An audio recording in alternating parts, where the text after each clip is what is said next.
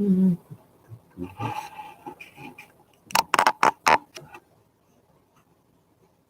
Okay. That's reasonably good. Oh, well, you don't see the sign behind me because Jim has family visiting, and Eva didn't have time to do research for her tinfoil hat report, so we may not have one of those this evening. We were out in the field this weekend, and All right. Where does the lisinopril go? It was in here. lisinopril, it's in the cabinet. Hi, Ethan. Oh, we had a fun weekend out in the field. Been busy doing other stuff. Me and Jim did some roofing Monday and Tuesday. Stripped it Monday and reshingled it Tuesday. And we had to get the cap shingles and finish that on Wednesday. Rest of Wednesday, we spent time working on the impact mill. Thursday, I helped lay a sidewalk for a local church. Saturday and Sunday, we were in the field. Hi, Mr. Lodak. Hi, Gold Panner. Hi, Ethan. Hi, everybody. He's yonder. So, Jim will probably not be here tonight, since he always shows up about an hour early. I'm pretty certain of it. But he's got family visiting, so it's perfectly understandable. And, it's been an interesting week. Been busy, really worked my body. As I got 2 days roofing on a steep roof, and that was hard on the legs. And then spend that 2 days climbing over mountains. So it's been pretty busy. We got the report from camp.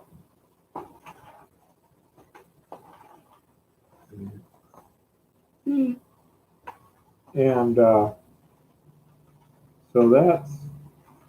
we're supposed to be going over there on Wednesday in order to do some discussion. This is highly technical information beyond my level of education. And so think of me as more of a foreman, construction foreman, as opposed to like an engineer. So if you throw a lot of technical data at a construction foreman, you're going, yeah, well, where are the plans? This is what you would use to get the plans.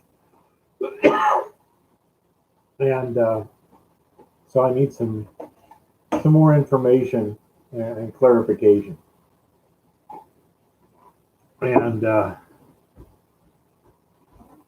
hey, David. And so anyhow, we'll be on there.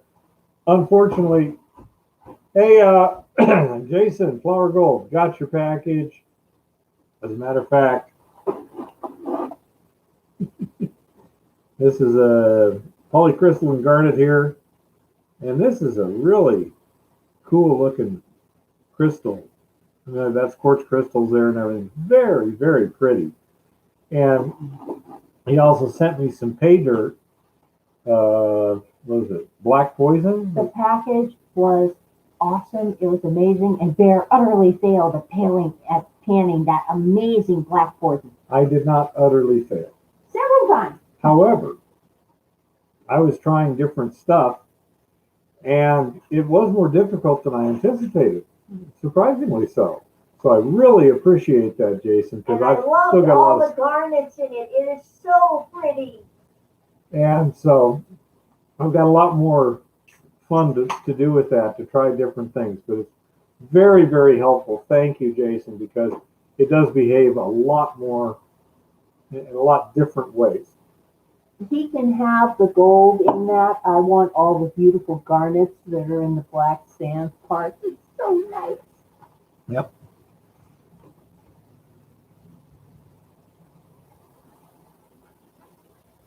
Let's see. You post that video yet? What? From yesterday? Yeah. No, the video from unboxing and panning. No, I haven't had a chance to do anything. I still got more panning to do, and I'm trying different things and observing what happens. It's really, really cool. Is there a way to reach me privately? Well, absolutely there is. And where is it?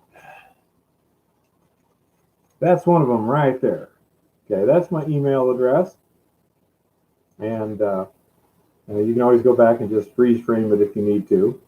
But it's pretty simple to remember, hardrocku@outlook.com. So. And we have a P.O. box, and we have the phone. Yeah, he just wants to talk to me about something. We're doing okay, Patrick. Yeah, Jason, that is some tough stuff. I agree. That's great. Because you don't learn things from something that's easy to do. You learn from stuff that's tough to do. And the amethyst was gorgeous. Yeah, the amethyst was pretty too. That black poison there, that does have a lot of gold in it. Didn't have any big chunks. Had some microfine there, and a lot of flakes, I'm guessing, in the, 20 mesh, 16 mesh range, something like that. And some wire gold. Now run 25-gallon pails of it. No problem. Bring it on over. We'll put it through my concentrator, see how it works. But no, that really, really is helpful. I'm very, very happy that you sent that. Thank you very much. And as you can see, Jimmy's impact mill now has a motor on it. I forgot to bring I don't think anyone's going to steal a piece of expanded metal all bent and shaped and painted yellow that's drying down by the street. Anyhow, the belt guard, I just finished assembling, smoothing, and painting today. So tomorrow, Jim and I are scheduled to work on Jimmy's mill. I've got 250 pounds of Montana B, half-inch minus screen from the dumps for us to play with. And so we're going to do a little testing and tuning, Jimmy, to see exactly what happens when we run it through. And by varying some of the parameters at the outlet, I believe I'll be able to easily adjust the grind size to some extent. Hello, Ian. Hello, David. Hello, Terry. Hello, everybody. Hi, everybody. Hey, State of Jefferson. But anyhow, so that's the plan for tomorrow, Jimmy, is to just play some games there, see what works, see what doesn't work. My thought is I should be able to, by having one of the wear plates can be replaced or built 3 different ways. Basically, you'd have 3 different wear plates. You can go from a coarse to a medium to a fine grind. That's the great genius plan of the bear here. We shall see whether the great genius plan works out as proposed or requires a significant amount of modification. These things sometimes go a little sideways, so we shall see. Yeah, Pokebase, it seems to be heading in a bad way fairly quickly. Hardly surprising considering the policy considerations. We shall see if Eva comes up with some stuff for the tinfoil hat report tonight. She wasn't able to do any research out there in the field, so that's up in the air. She may show up, she may not. We'll see. I'll show up. I just don't know what I'm talking about yet. Unless somebody wants me to look up something. So anyhow, I do think that the precious metals will probably do well in the future here. And that's exactly right, Ethan. I think inflation is going to skyrocket. It actually is already. Gas prices are up, lumber prices have tripled, all kinds of things have gone up. They just say, no, it's just COVID, so it's not really inflation. Yeah. The price is up, that's inflation. Whether it's from money printing, of which there's been a lot, or whether it's from government-induced policy changes that create artificial shortages, it's still inflation. You're still having to pay more money. And so I think that does benefit us. One negative is this administration is not going to make it easier for us to do our job of extracting the precious metals, but I would expect that to change fairly quickly. Without getting into too much other stuff, monitoring some of these other states and the election investigations going on, life could get interesting here shortly, but we shall see what happens.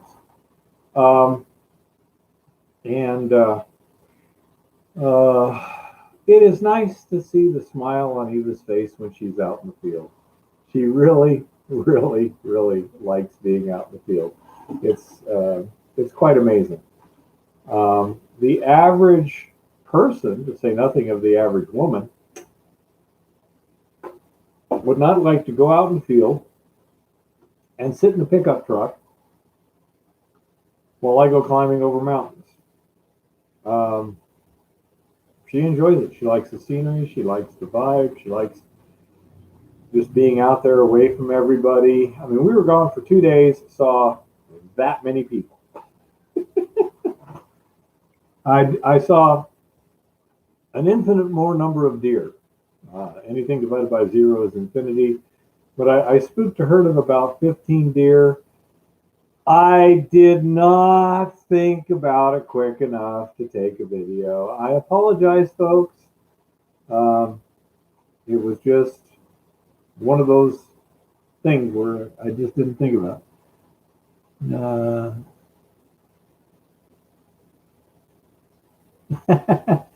Yeah, that's right. I bought the lumber and stuff for 2 claims, and it came out to about $200. So yeah, paperwork, lumber, it's getting about the same now. Good Lord, I sure hope I don't have to timber anything.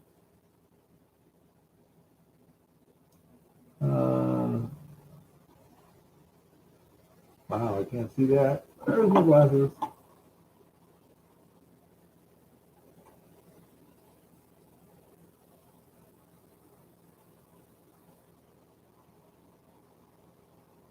Jimmy, I'm a little sure the claim you set showed good free mill.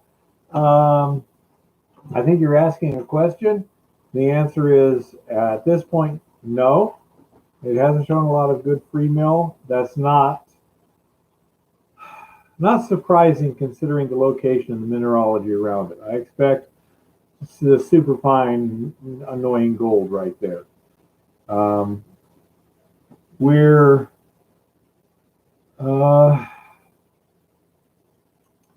likely to be out in the next week or so staking some other claims, one of which would be more lead silver, another one may have substantial free milling.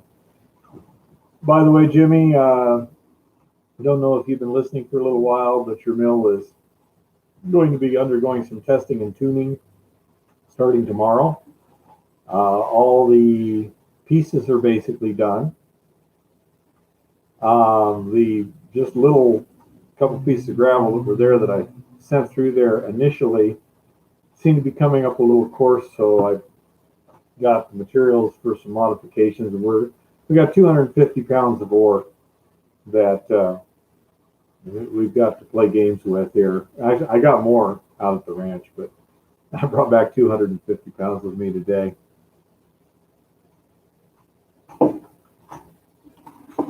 Well, Patrick, Yes, we do have some stuff from Montana Tech.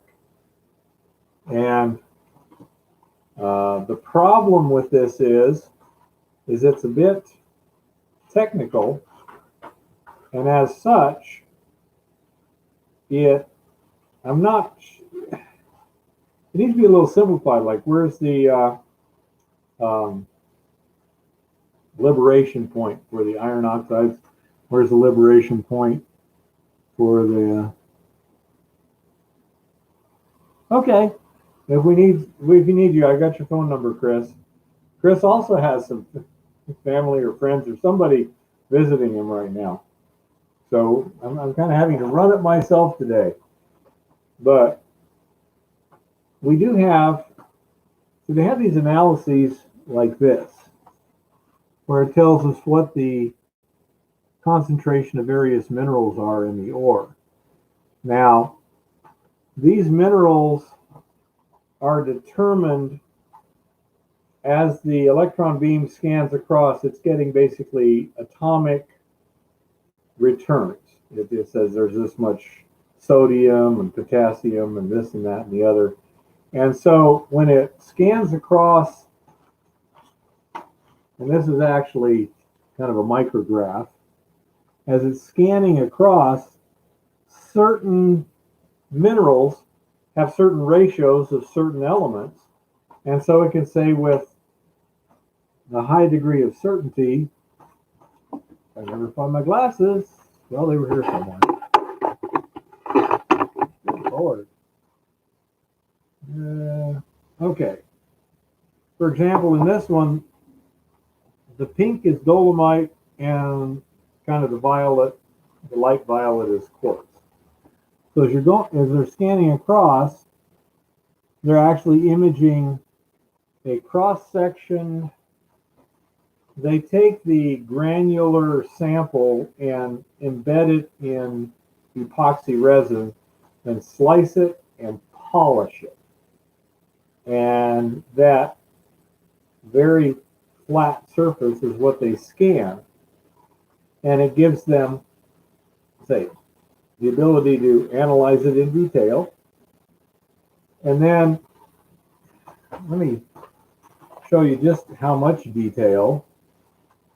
Where is that? It's really amazing, the resolution that the microscope has. Okay. So about the width of my finger, there's a scale there. That's 10 microns, the width of my finger, this little scale right here. So this is like 20 by 30 microns across. That is a single gold particle there. That's the resolution that the microscope is taking. And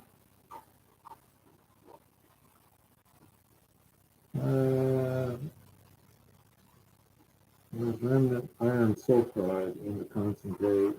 Trying to look for a particular one here.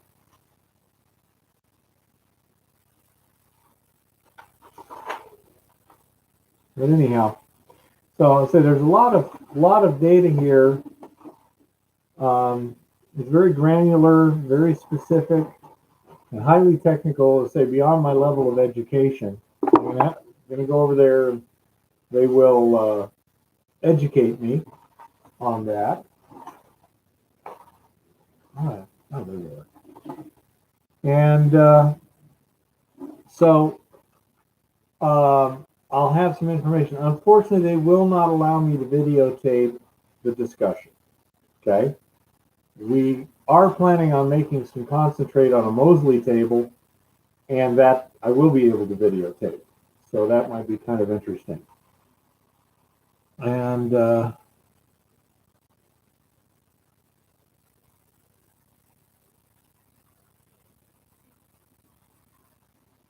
I do not know, Scotty. Is lead silver detector the same as a campsite? Well, let's see.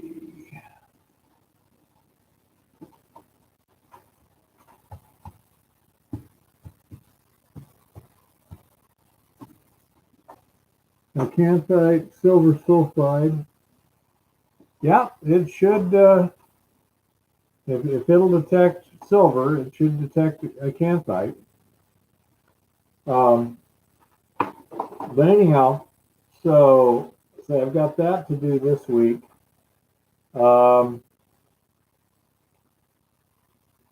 We staked some interesting stuff this week. I've got one new claim there that was pretty interesting. Strangely enough, you may recognize that Discovery Monument as someplace I have been to not in the not too distant past and took some video from. And the samples were reasonable. Nothing extraordinary, but good enough to indicate, yeah, we may have something there. And there was another spot down there across that road that you saw from the top of the hill. A little working down there, and I tested that, and it was potentially interesting. Again, nothing extraordinary, but over $50 a ton. With the way prices are going to likely go with gold and silver, I have no idea what's going to happen. My mental calculator is set for prices around $1,500 to $2,000 gold. And that might very well jump to like $5,000 gold. So all of a sudden the ore waste cutoff is going to drop like a rock, which would be desirable. We shall see what happens. But anyhow, that other thing over there, and taking into account other claims that exist, I laid out a claim, and as I was setting the southwest corner of that new claim, I'm looking on the ridge and I'm going, there's working I don't recall seeing before, because I'm up a lot higher than I was before. I was just been on the road.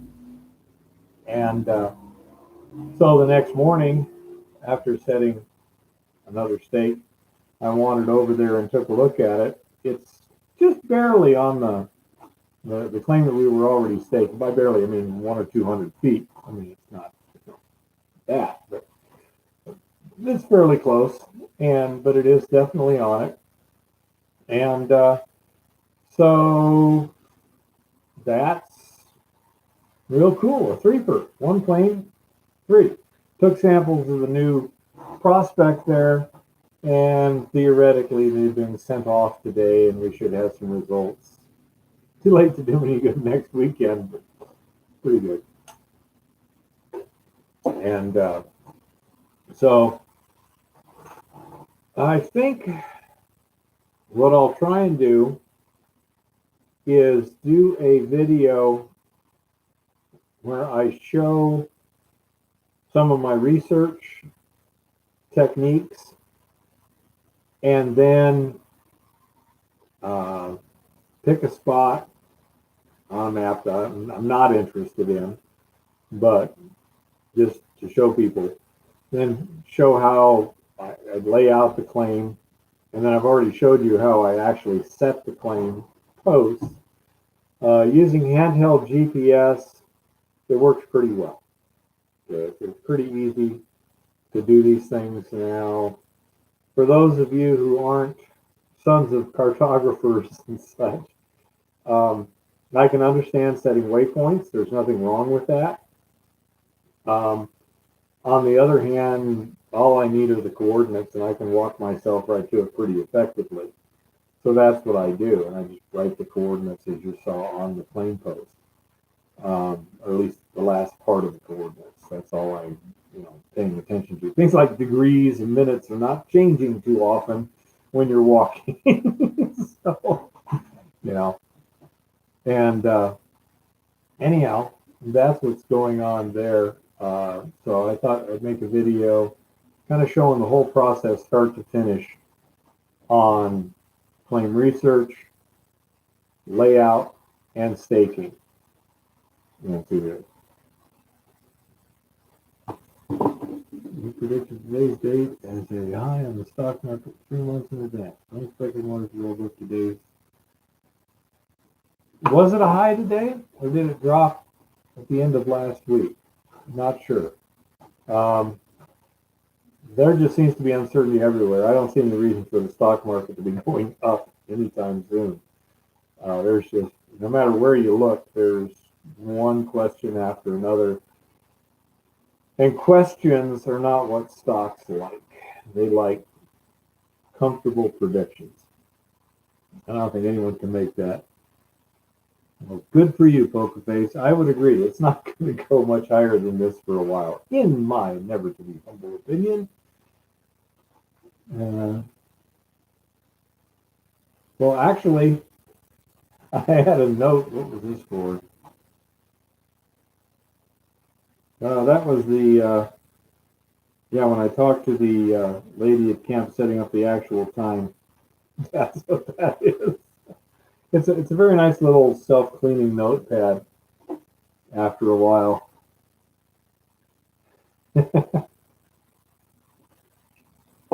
But anyhow, I was quite pleased that I wasn't getting as short of breath as I have in the past. My legs were getting tired before I was running out of breath. So I take that as a positive, although the legs getting tired, it's been a lot. That roof on Monday and Tuesday kicked my butt, because it was a steep roof. The kind that you drop a shingle and it can slide down, and get caught by the rain gutter.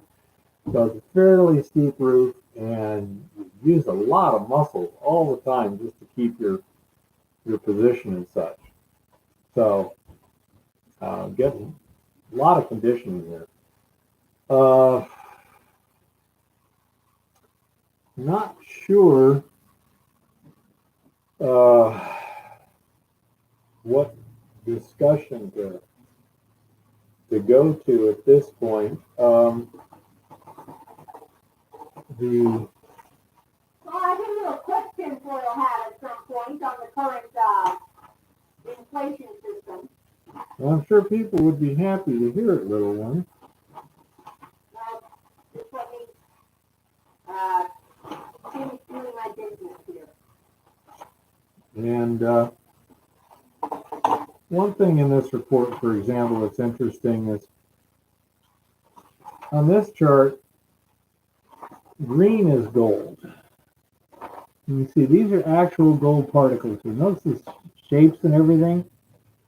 And it's giving me statistical analysis. This is the ones that are not as well liberated. The gold is very poorly liberated. And if you can see over the camera, the little small pieces of gold in the larger things. But that's exactly what you would expect in general, is that smaller gold particles are going to be harder to liberate than big gold particles.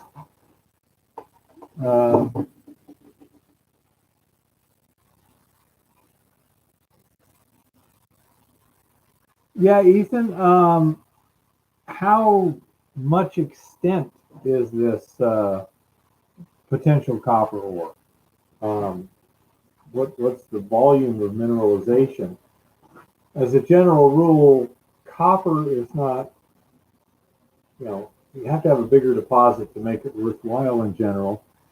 And also, is there any potential gem quality material there? For example, malachite, azurite, turquoise, those are all copper oxide minerals. And they can fetch a pretty penny if they're good enough quality. So that would allow you to mine it on a more modest scale. Aside from that, I'm not sure. I presume if it was reasonably rich, you could crush, concentrate, ship the concentrates.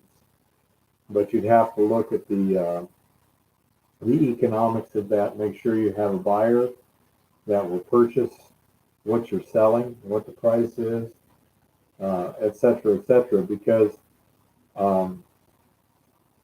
the price of copper per se is not what you're getting paid for. So you'd have to see exactly what they'll pay for that. For example, if you were selling a gold concentrate that had copper in it, you probably get $0 for the copper.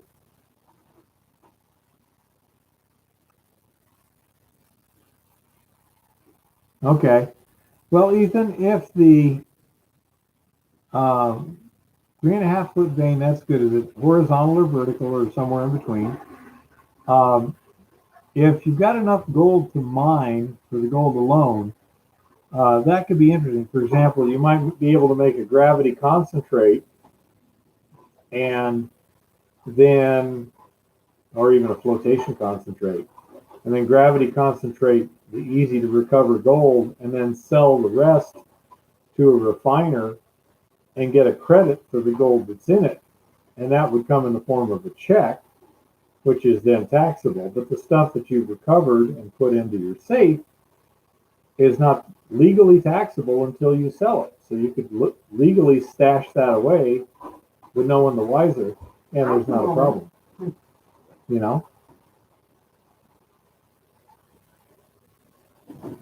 I don't know specifically AAA, but I know that in Arizona, they generally considered the copper to pay for the mining and extraction and the gold and silver to be the profits.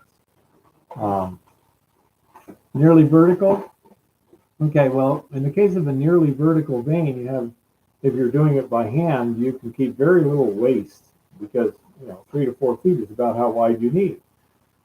So 80-85% dip, that doesn't change that calculation. You should be able to keep a very good grade control in that case. So, stoping is fairly conventional. How competent is the wall rock? Is it good solid rock, or are you going to need to use a lot of ground support? Again, that can get pretty expensive at times. Yeah, I figured it was degrees. That went right past me. Very solid. Okay. So you've got something nearly vertical, good competent rock. Sounds ideal for stoping. And so the mining cost should be about as modest as you can get for underground mining. Very little waste dilution and like that. If are these oxides sulfide? Is this copper oxides or sulfides, Ethan? Because that makes a big difference in extraction too. If they're oxides, it's going to be tough to sell them to a smelter, but you might be able to sell them to someplace that's already leaching them. Very low sulfides. Does that mean it's oxides, I presume? If so, then flotation is not the way to go. Usually it's done, from my experience, with leaching. The sulfuric acid will dissolve the oxide real easy. It's nice the gold is not in the sulfide. Do you live anywhere near any large copper mines? Because if you do, Ethan, you might be able to sell them the material. Heap leaching the copper is, real cheap. And so you might be able to dispose of your waste, so to speak, by selling it to a copper mine to throw on their dump. And then leach while they're leaching everything else. And you might be able to get a credit for the copper that way. Do you have any idea what particle size the gold particles are? Apparently it's 3 milling, but there's 3 milling and 3 milling. So Central Idaho, probably looking to have a ship it someplace like Bingham Canyon. I think they're still operating. Not sure, but they're big enough they have the reserves. So I would say that's something you might consider, especially in the way of getting rid of something so that you don't have to, reported as a waste product, and you're creating dumps of this material here. It's like, no, we crush it, we extract the gold, we throw it in a truck, and we haul it off to Bingham Canyon and dump it on their thing, and they get the copper out of it. And we're not doing anything to the environment here. No disturbance whatsoever. Might work out real well. Okay, we do not know how old those shafts are. We can estimate from the amount of degradation in the timbers and this and that and the other, probably 50s or pre-50s, could have been shut down during the war. Not sure. I don't have any literature on it, although it is actually named on a USGS map. So there may be that. I haven't really looked that much.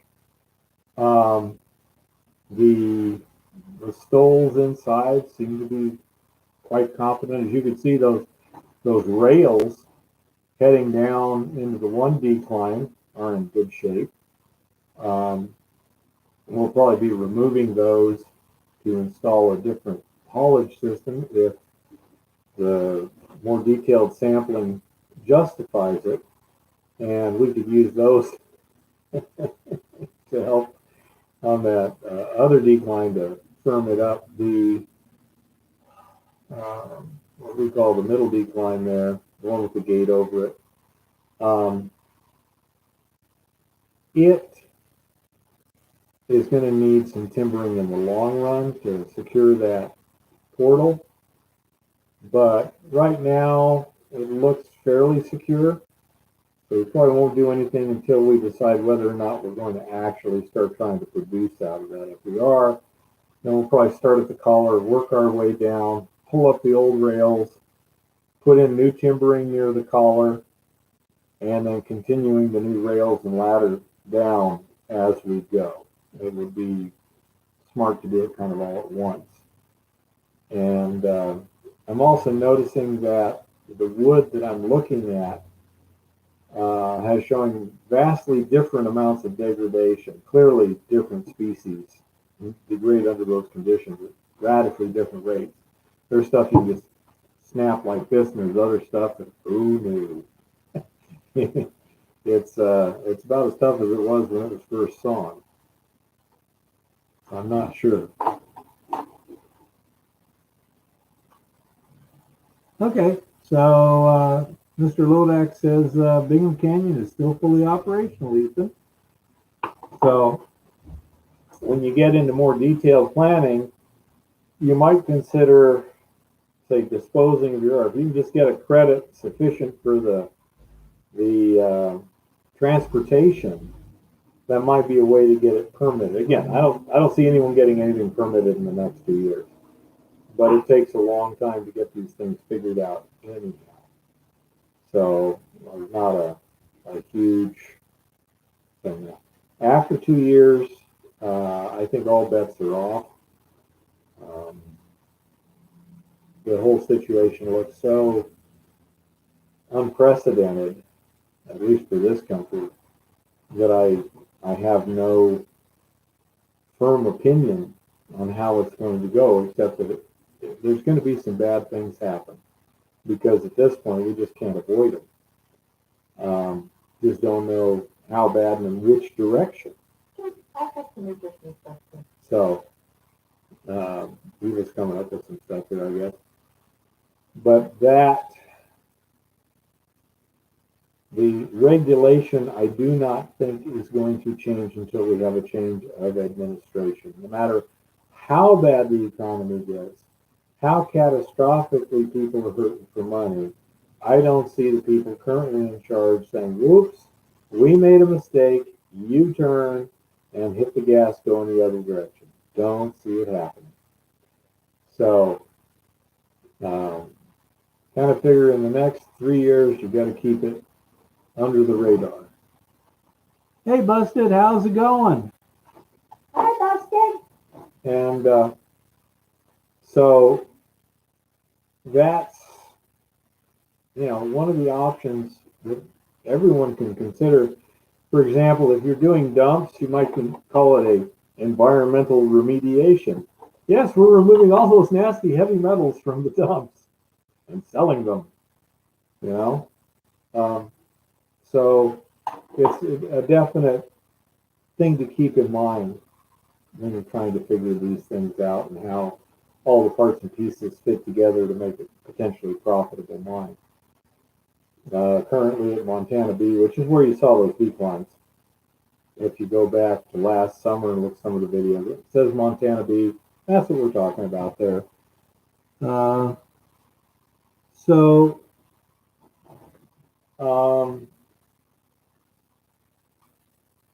it should be pretty interesting figuring out exactly what we have, because now we've got sampling on 20-foot intervals basically on all the declines.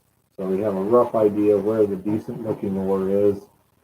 All of the material is basically in excess of a tenth of an ounce to the ton. Some substantially in excess of that. So obviously the higher grade areas are what we'd be focusing on first. And I would say at this point, the just roughly guesstimated ore grade cutoff is going to be somewhere around quarter to a half an ounce to the ton. And that's only if we got something better than that we're actually mining, and it's just, that's kind of in the way, so let's move it too. We will be talking to camp this week about possibility of flotation. The three options that they threw at us were gravity, flotation, and leaching. Of course, those are pretty much the three standard things. I don't think gravity is going to give us a very good recovery. I think we're probably looking at either direct leaching, i.e. just taking the run-of-mine ore, crushing it, and sending it through a leach system, or some kind of concentration first, like flotation is what I'm getting.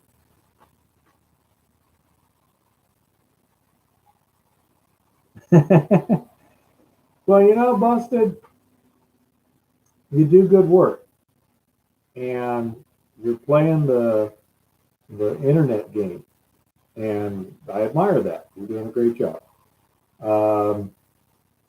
Jason with Flower Gold Wizards, he's also doing a great job. It's just not the game I like to play. I like to play in the field, actually doing stuff. That's my thing. And so that's one reason I don't have a lot of subscribers. What have I got here now? 21 people watching. And that's fine, because now I can actually, what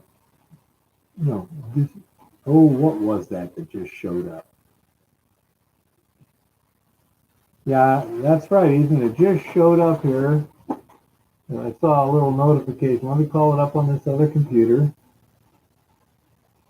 Let's see what we got here. By the way, do people watching, do you find it distracting or unpleasant when I'm going to the other computer and looking stuff up like this? Or is it just kind of flow with the whole thing and look interesting to you? I don't know. I always try and keep a verbal thing going so if it's not dead air or whatever. Wow. That is very... Okay, could you show me the thing there? There we go. Here's some cross sections of the ore. Okay, that looks more like azurite malachite sort of stuff. Now, is Ethan, is that stained quartz or is that salt? It looks to me like it's kind of stained quartz. And I mean, how hard are those surfaces? If they're hard, then your concentration of of copper is not necessarily real high, then possibly around 1% or so.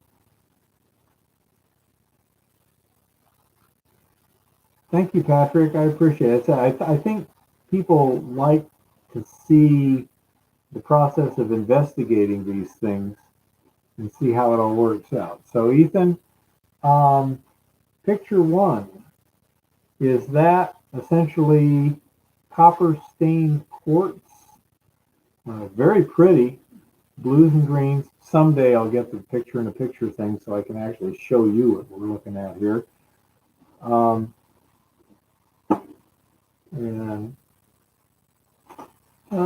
picture two seems less hard.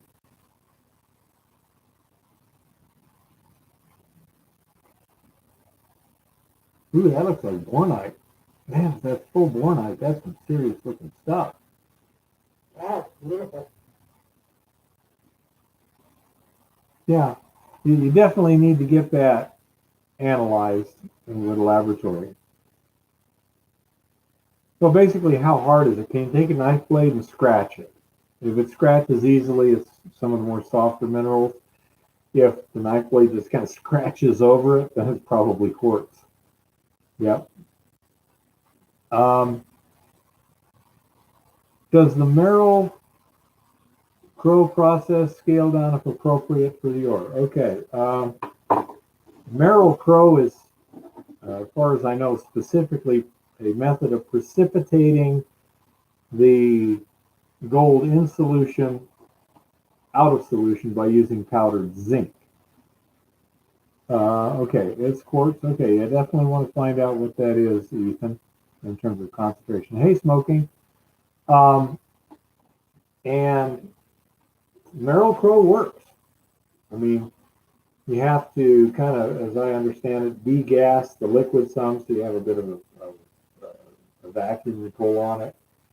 And then you introduce powdered zinc, which causes the gold to essentially electrolytically plate on the surface. It's technically electroless plating, but an electrochemical reaction occurs where some zinc goes into solution and gold plates the surface of the zinc powder, and then you filter it out of the, first you filter the solution to make sure it's clean, you don't have a bunch of sludge in it. Then you add the powder, then you react it for a certain amount of time, then you filter it again, and you wind up with a sludge which is zinc and gold. And I think it'll also take silver out of it. And as far as I know, yes, that will work fine, but first you have to dissolve the precious metals. That's usually where cyanide comes in. I believe zinc precipitation can also work on thiosulfate leaches, but I'm not certain on that.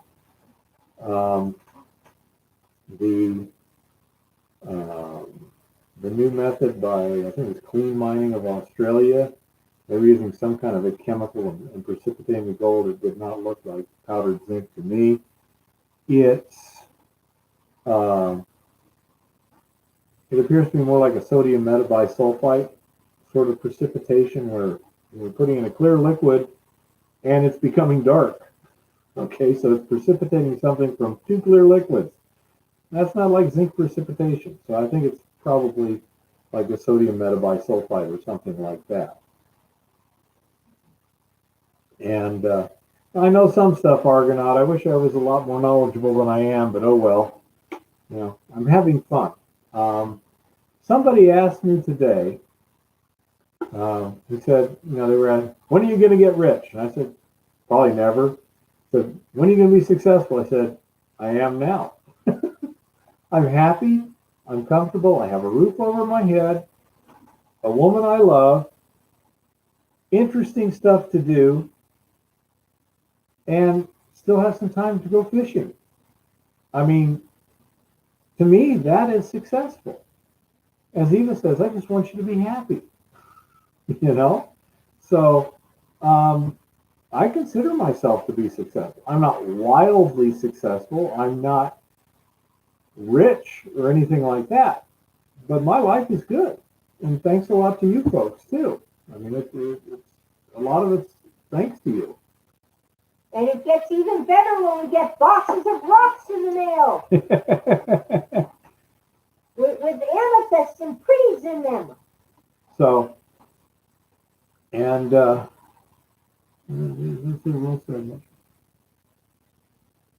forget us. I didn't, David. I said you guys. No, it really is important for two reasons.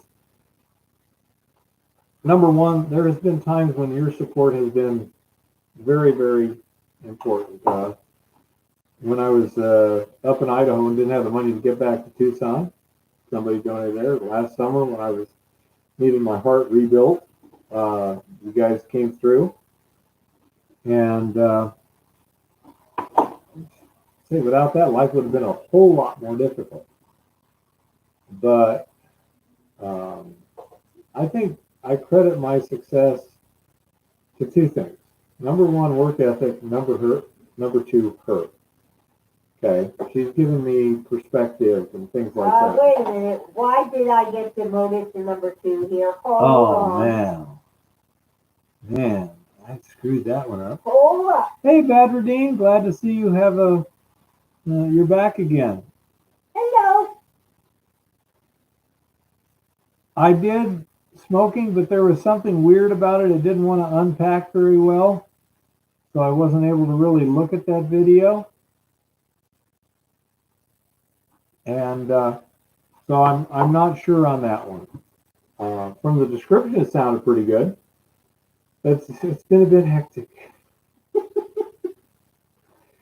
But anyhow, yeah, it seems like a lot of people, the reason they're unhappy is because they set a goal. If I don't reach the goal, I'm not going to be happy. When it's like, life is not just about achieving goals. It's getting there. It's the trip, not just the destination. And sometimes the trip takes you on some weird detours, which are the most rewarding. So I say that's what we're trying to do. I also enjoy teaching. Okay. And I'm missing out on life. Are you talking to someone? And so anyhow, because I'm trying to basically pass on knowledge, increase knowledge, and things like that, it makes it a little more rewarding too. You know, when I'm going down into a decline and doing something, I'm not just doing it, but I'm also sharing it, and that's an additional reward. Don't know why. It's purely emotional, and I say, but it does make it more fun in some hard to define way. But I get to meet a lot of interesting people, quite a few nice people, a few not so nice people. Which happens. That's life. But that's the way it is. Thinking about 2 or 3 weeks, my daughter will be here, and we'll be focusing primarily on fishing.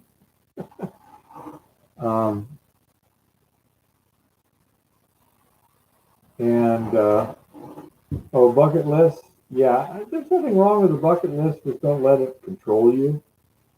I want to get up to Glacier National Park here this year too. I'm only 300 miles from there or something. Not that far. A good half day's drive is all. And I've seen pictures. It's beautiful up there, and I want to go up there.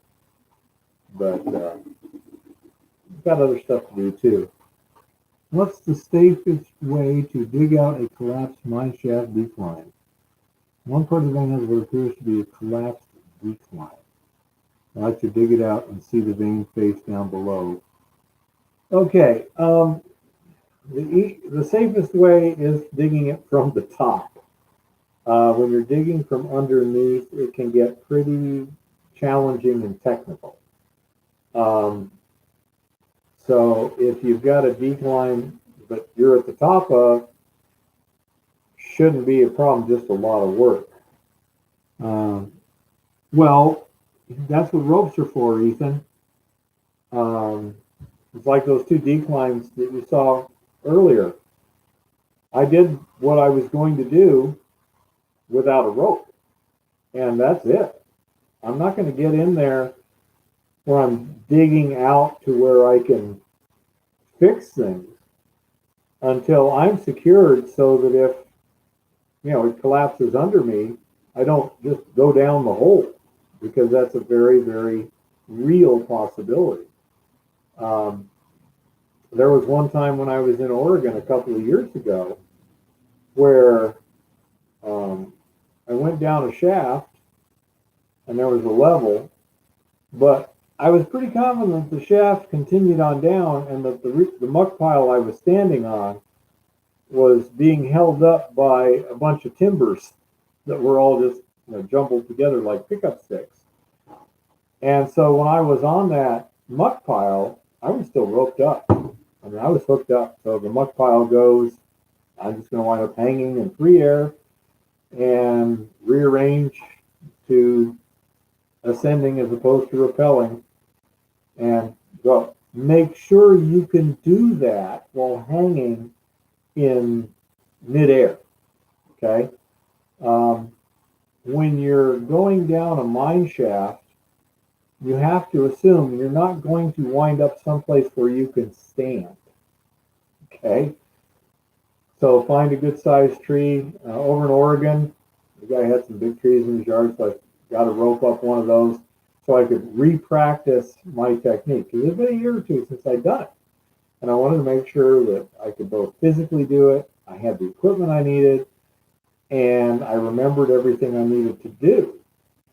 Believe me, hanging in midair is work. It may not seem like it, but it's effort. And to rearrange a rappelling rig to an ascending rig while hanging in air, that's something you need to practice when you're 3 feet from the ground.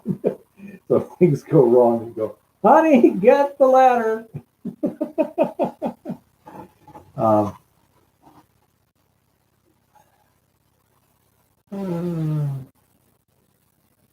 How low can you go? Iowa. I think it's Kansas that had the lead mines. Not sure. We've got some pretty good limestone mines in some places. Stand in a big hanging bucket. And depending on what you need to do, that might work. But as a general rule, you're going to want to just be hanging yourself. Just be careful. Remember, gravity works, and it will bite you. So don't give it a chance. I hope I never have to use that 44 on a bear, because if I'm actually using it to defend myself, that bear is pretty close and he's coming at me, and I got to stop him fast. Now, a black bear, I have a lot more confidence in that 44 stopping him than a grizzly. There's a local sporting goods store here that has a mount of, I don't know if it's a grizzly or just a big brown, I don't know, but it's a big ass bear. And I'll get a picture of it sometime, with me standing next to it. And I do not have confidence that my 44 will stop that anytime quickly. When we go out camping, I've also got a 12 gauge with me, and that stays in the camper. So either way, but that we also both have a signaling device. If she needs me, she can fire a shot and I can hear it. If I'm in trouble, I can fire a shot, she can hear it. Radios work, but not all the time. So anyhow, it's good to have a backup system. But yeah, I don't trust myself to use that 44 well enough to definitely stop a black bear, and especially a grizzly bear that was intent on making my life unpleasant. So, I'll say that. My suspicion is, first of all, the bear is probably not going to want to attack me because I'm just such a nice guy. And number two, if I fire a shot, it's probably going to scare the bear. I mean, that's a loud gun. Past that point, life could get much more interesting than I want to experience. Definitely. but it does make a great signaling device. Yeah, it was kind of funny because this weekend we were putting out some stakes and stuff, and because of the layout of the roads and the terrain and this and that, he would like drop me off with some stakes, and then I'd walk up and put those stakes and then meet her at the other end, grab some more stakes and come back and put them on the other side, things like that. And one time I was just taking time. I'm an old geezer, and it was a little tricky. And so she'd gone a little further than she thought when she realized where she was. And by the time I got up to the top of the ridge and was looking over to see her, she was very slowly backing the Bago down the road. And shortly after that, she got out and yelled, and, "Yeah, I'm up here. Everything's fine."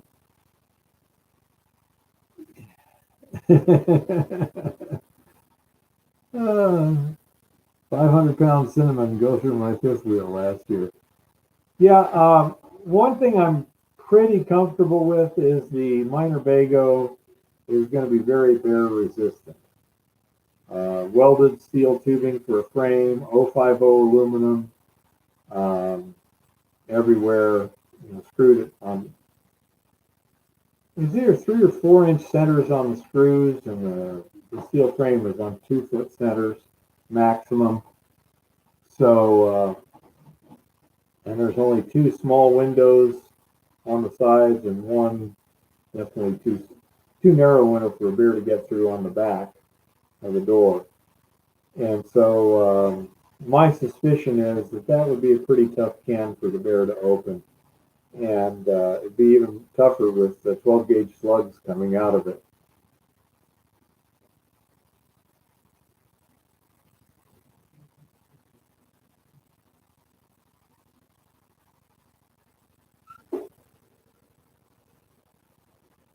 Well, Kevin, define scaring a grizzly is not a good idea, because I'm unfamiliar with They get mad. bear behavior, and No, scaring a bear is never a good idea. well, if he's already attacking you, it's not the sort of thing that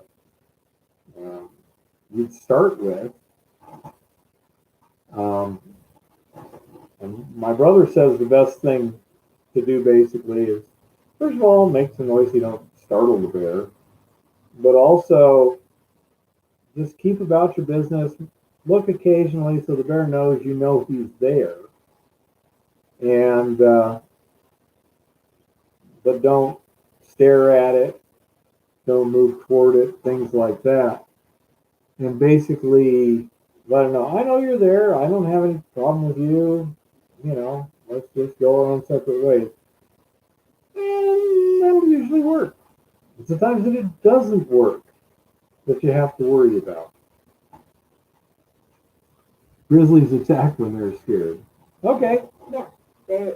Some animals are the fight or flight thing. Some animals will flight. Some animals will fight. And the grizzly will fight. Okay. Eva agrees with you, Kevin. I know better than to scare bears. Yeah, well, you don't scare me. Not often.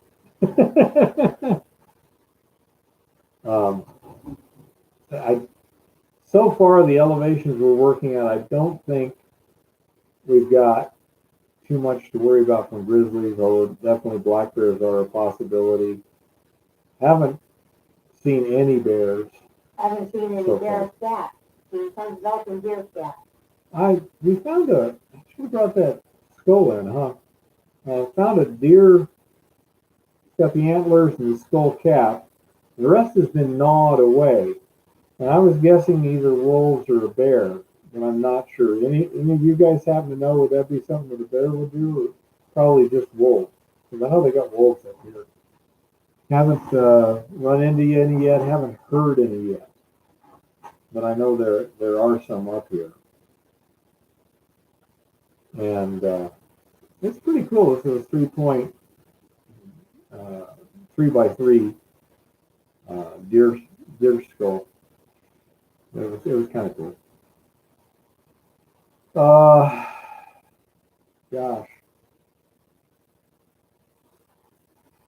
Let's see. Let me get back to the. It's kind of interesting here a little bit. No, where was that? No. I got it all messed up now. So let me look through the paperwork here. I like this one here, but that's not what I was looking for. But this is a micrograph of an iron oxide grain with gold particles stuck in it. And that little thing here is 20 microns, which would be roughly 800 mesh, somewhere around there. So this particle here would be in the 300 mesh size, something like that.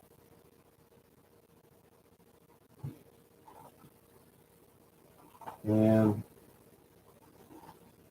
here again, it's showing you the different. Where's the gold at, sort of thing. Although I think this one's that's silver sulfide there. But you can see how it gives them the ability to ascertain what the gold is associated with, which in this case seems to be mainly the iron oxides. Now, there's the chart I think I was looking for.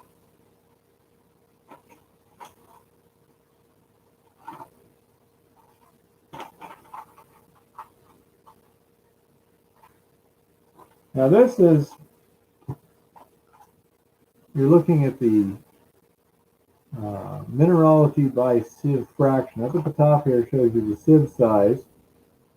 And this was rock run through the RC46 and just crushed with the Rolls crusher. And one thing that's kind of noticeable here is the quartz at 50 mesh is only 23% of the total. At 100 mesh, it's 37% of the total. At 200 mesh, 47%. And by the time you get to minus 400, it's only 30 again. So it has a peak where of the minerals, the quartz crushes and tends to form these size particles. The hematite magnetite goes from 20% here basically at the course, the 40 plus, to 40% at the 400 minus. So it tends to crush very easily. The dolomite, on the other hand, it's 50% of the 40 plus. So that's a potential way of getting a concentration. So these are some of the things I want to talk to them about and see what this means in terms of extraction techniques. The market is tanking. Okay. Stock market? That sounds good, Pat. Yeah, let us know. Not that I know of, David. Yeah, the only black bear I've seen in the last 50 years was also running away from us. I've heard that the grizzlies during hunting season would come to the sound of a gunshot because they found that somebody just shot something. I'm going to go over there and eat it. I don't know if that is correct or not, but it seems to be a widely held belief that in certain areas, if you shoot something, the wolves better get it cleaned and move quick. Another possibility might shoot something when it drops, go someplace else and shoot someplace else too. I don't know. That would be a very tough thing if you're not allowed to shoot the darn bears. I'm personally one of these practically minded people that thinks that any bear that's attracted by gunshots probably shouldn't be around for safety reasons. You know, use silencers Well, yeah, that would be nice if it was Europe, but this is You the are United just States. so prejudiced. It takes a lot of money. And a silencer, it's not actually a silencer, it's just a suppressor. I'm sure that it would be loud enough for a bear to hear from a mile away. It's not gonna be, it can be a lot easier on your ears. Yeah. So, that doesn't happen in real life. Yes, it does. I saw it in Mission Impossible. Yeah, exactly. As I said, real life. Could you take over for a minute, little one? Are while you claiming that movies are not real life? It's called Mission Impossible. Not even Mission Improbable. Mission Impossible. There's a reason for that. But many of the things are, in fact, impossible. Oh, you're just a pessimist, that's all. Absolutely, whenever possible. I suppose now you want Optimists are always being disappointed. Pessimists are always being pleasantly surprised. All right, I will come over and sit in front of the camera and look erudite while you do whatever you're going to do. Erudite, huh? Yeah. Okay. Hi, everybody. Not tinfoil hat time. I'm just here because Bear apparently has to go do something. Yeah, there's no gym around tonight. Yeah, there's no gym around tonight. And Wizard, if you're still here, that box was freaking awesome. I love these rocks. Okay. I got some really pretty rocks in that box and a cool piece of amethyst. I'm happy. I love my rocks.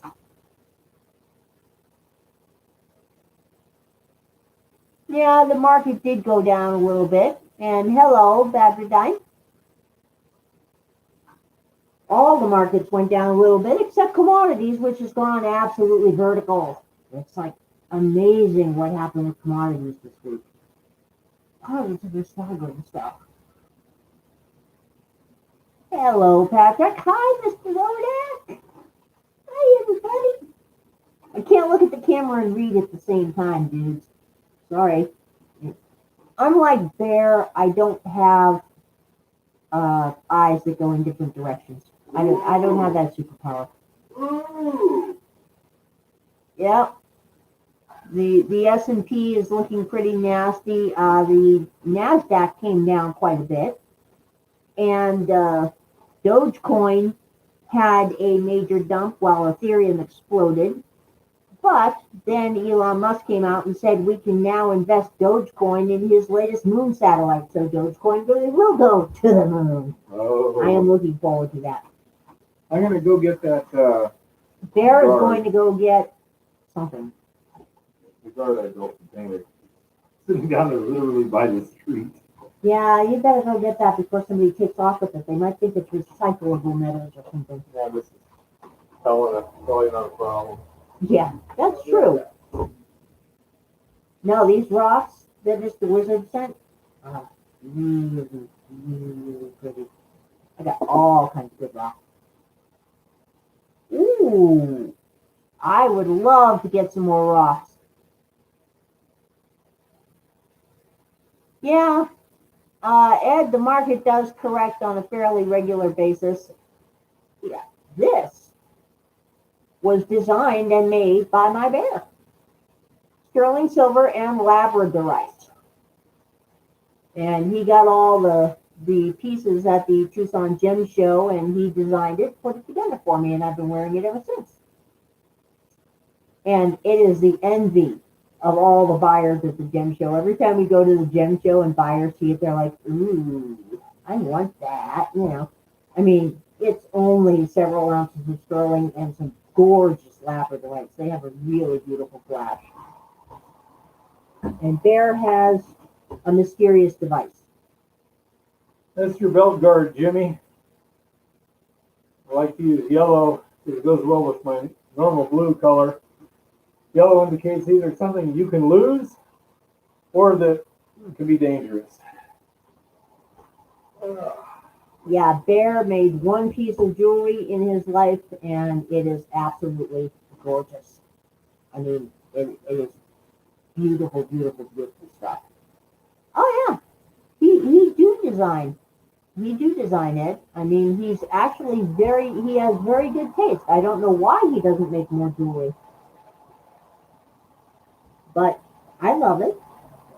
It started out life as a couple of bracelets and a pendant, and this was another piece of a pendant, and then the little Celtic knots were also a bracelet, and then he just started putting things together. But he also removed all the labradorites from the settings and polished them all and put them and made sure that the settings were better before he put them back together. So he got them so the flash was more even. But yeah, my bear is an amazing jewelry designer. Not that he would consider doing it. And look at that gold. This is from that package of black poison there. I don't know how it's showing up. I'm getting a lot of reflection. I'm also dripping on the keyboard here. It's a big pile of gold. Let's see. Yeah. Oh well. It's a good pile of gold there. So, anyhow. Yeah, that pay dirt was really good pay dirt, guys. I mean, it had all kinds of different types of things in it, so the bear can play with a lot of experiments with it.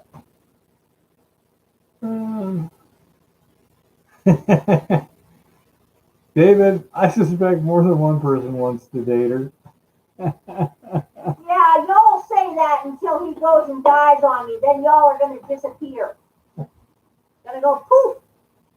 Yeah, that's say from one package that Fargo Wizard sent me of the black poison, I think it was. Yes, it was black poison. Black poison, yeah. Very challenging to clean real well, which is great because that's exactly what I wanted. Really, really appreciate that because, I mean, you know, half-ounce nuggets are a piece of cake. I want to strain it so that we can get all the little tiny garnet crystals out of the black sand.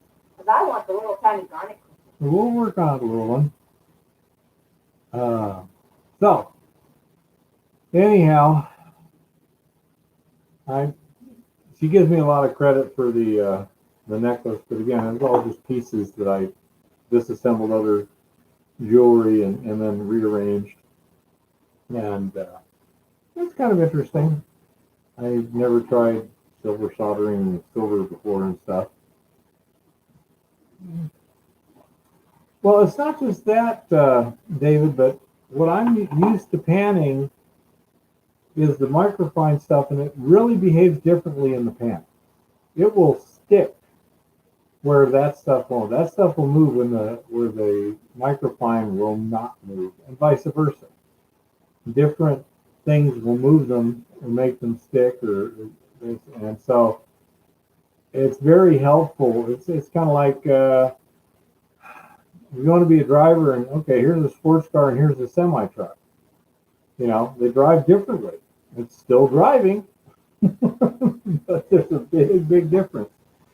So to learn everything, it's very helpful to have a variety of things to do. I don't know about that, Kevin. I think I'm fairly confident in my abilities. I'd much rather under-promise and over-deliver. You understand what I'm saying there. I don't want to claim I can do something, but I'm not confident I can. That was one of the reasons on the impact mill plans. I was a little reluctant because I'm making changes that I haven't tested. But because of Jimmy, I've had the chance to do that. And by the way, Jimmy, you're getting a heck of a smoking deal on this thing because just the materials right now is $1,620, what we're up to. And the $1,500 prices, quite the deal. But I'm very happy because it allowed me to build this thing. And there were times where I might have had some cheaper options, and I wanted to test something, and I had the leeway because of this. So that's great. And we found out some very interesting things, like on the plasma cutting, the liner plates. Make them a little small. It just makes life a lot easier.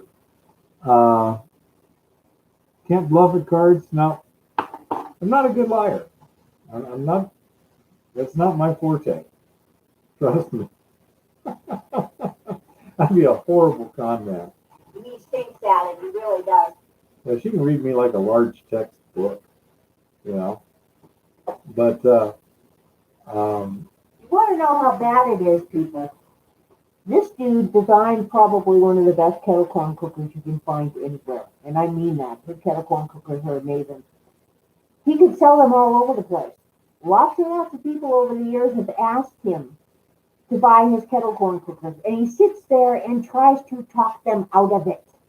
no, I don't try to talk them out. I'm just saying you need to make sure that you've got this T crossed and this I dotted. And before you start buying equipment, you need to check these things Now out. there, I have heard you start actively discouraging people by your choice of words, whether you realize it or not. No, I'm not trying to be overly encouraging or discouraging. I'm just saying this is something you have to watch out for. Now, admittedly, that will be discouraging. But I'm sorry, I'm just trying to throw reality in there. It's like gold mining. You You don't know? want somebody buying a kettle corn unit. I'm not like in the garage. some organizations that just go out there and stake land and tell you it's a great gold mine. Here, hand me money, thank you.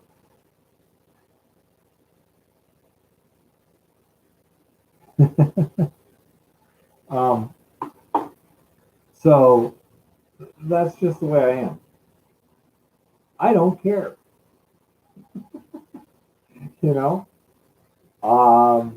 being rich financially to me is not nearly as important as being able to look in the mirror and with a smile on my face. Okay? So, you know, it ain't worth it. Yeah, pretty much, Rick. Yeah, no way I could be not a conventional politician. In a particular environment where honesty, integrity, and judgment would be valued over BS and playing the game and going along with the good old boys, yeah, I might be able to. But we're talking reality here. You know? So, what the hell?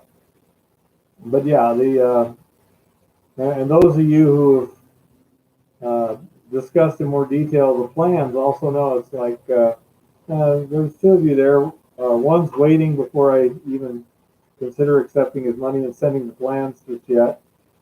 Although the methodology is a little complicated with oceans between us.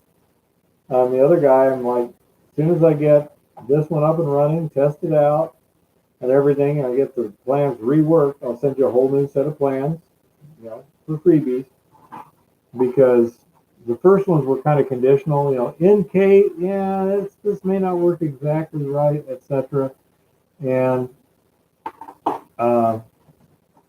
you know, now that I know, I can make the modifications suitable and go from there. But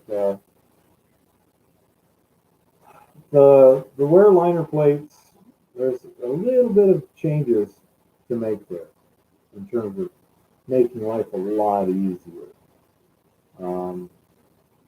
Looks the same on the plans, but getting there from here, you know, there's easy ways to do it and hard ways to do it. I prefer the easy way, especially with the T1 plate. That doesn't make it any easier, although it's not too hard to grind. Whoa. But the T1 plate, the plasma cutting definitely made the assembly easier. But the one problem with plasma cutting, computer plasma cutting, for example, is that the piercing, when the plasma first pierces, it creates an irregularity. Then it cuts the circle, and there's this little irregularity left. Plus, it doesn't pierce it perfectly parallel. It's like this, just a smidge. So I'm gonna, like, for example, in these ones, make them do it a little wider, maybe 100 wider.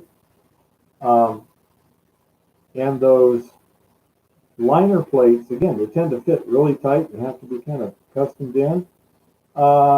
Just make it a 30-second narrower and life is sweet. You know? Wow. That's weird. This sounds interesting stuff. Okay, we just got some fun stuff for tonight. But I agree. I choose happy over rich. I don't know about die rather than be in politics, but I'd have to be highly motivated. You know, like the country is in danger, my neighbors are in danger, something like that, and I'm the best qualified person to deal with it. Now, I don't see that happening, I would start my own religion before I become a politician. but I think I could make an okay political advisor to someone who's better at the presentation part. You know.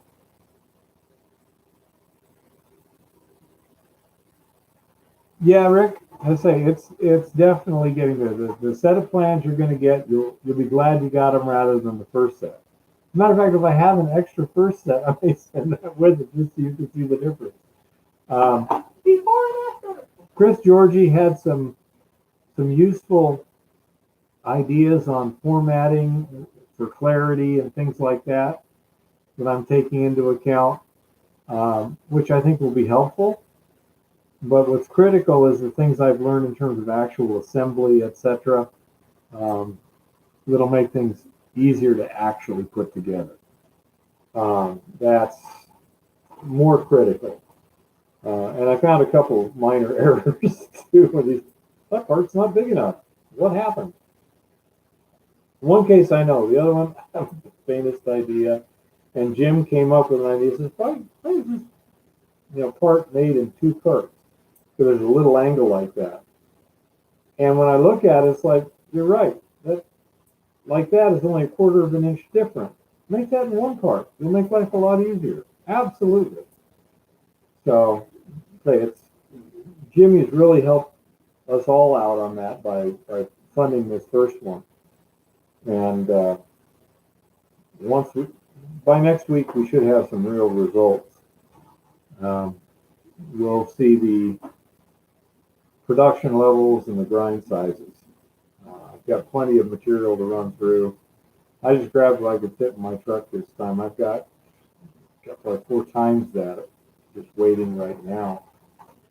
So not a problem. I can beat some rock, but it'll be interesting, very, very interesting to see how it works out. Thank you, Jimmy. It's scratching my curious bone.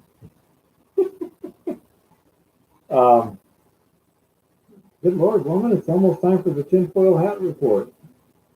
Let me know when you're ready. I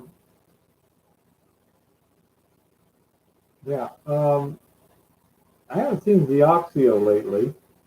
I left a message with him today over in Butte. Let him know we'll be there Wednesday. If anyone over in Butte knows him, just let him know. I'll be over there Wednesday, and use this.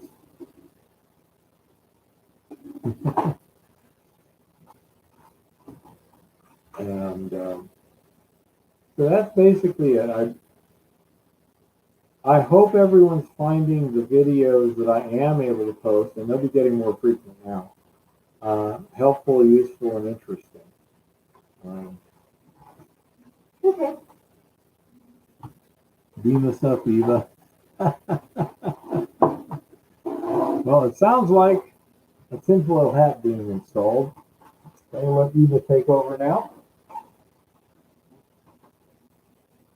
So today I'm going to start with a pronouncement. Oh no! And this pronouncement has shown up across the country. Out of all places, Mickey D's. We're all familiar with Mickey D's, Ronald McDonald, Hamburger, and all those cool guys. Well, across the country, people are pulling in at drive-thrus at Mickey D's and seeing a very odd sign. And that sign reads, Ahem.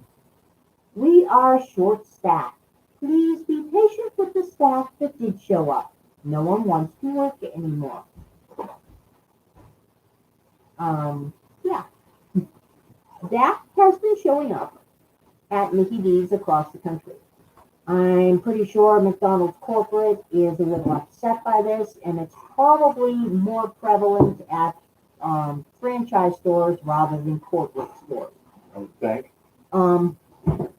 But at the same time, cooks and line workers in McDonald's in 19 cities across the country, all of them coincidentally in states that if you had to put a color on the map would be blue.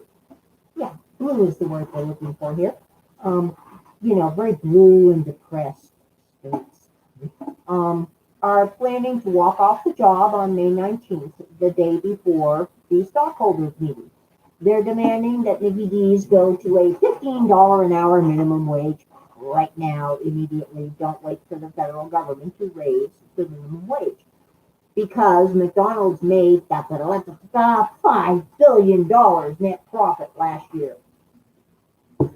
Let's put this in perspective, people. McDonald's has well over 2,000 franchises in the United States alone. Their net profit was a whole $5 billion with a B dollars. We're not talking 5 trillion with a T. We're talking 5 billion with a B. Okay? So obviously they can afford to raise everybody's wages by 10 or 15%. And also not touch the cost of food, which is going up through the roof anyway. Yeah. This is not looking very good. But then again, a lot of things about this are not looking very good, and here's the reason for it. Somebody put out a really interesting chart following a shocking, truly shocking survey that came out that said, oh my word, despite the pronouncements of Lord Malarkey and his minions in the District of Corruption,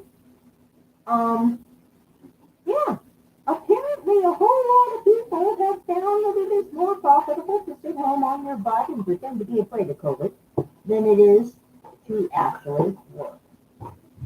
And following on the heels of this bizarre and utterly shocking and totally unpredicted, so obviously wrong, survey that came out, somebody took a look at, in particular, the state of Pennsylvania, and discovered that in Pennsylvania, if you were an entry-level dental assistant, you were effectively only making $2 an hour more being an entry-level dental assistant than you would if you were sitting at home and collecting benefits. As a matter of fact, if you were earning the median wage in the state of Pennsylvania, you were only making $4 an hour more effectively than you would if you were working part-time and collecting all of the different benefits that are available. So, yeah, it's become very profitable not to work. This may or may not be a problem. Now,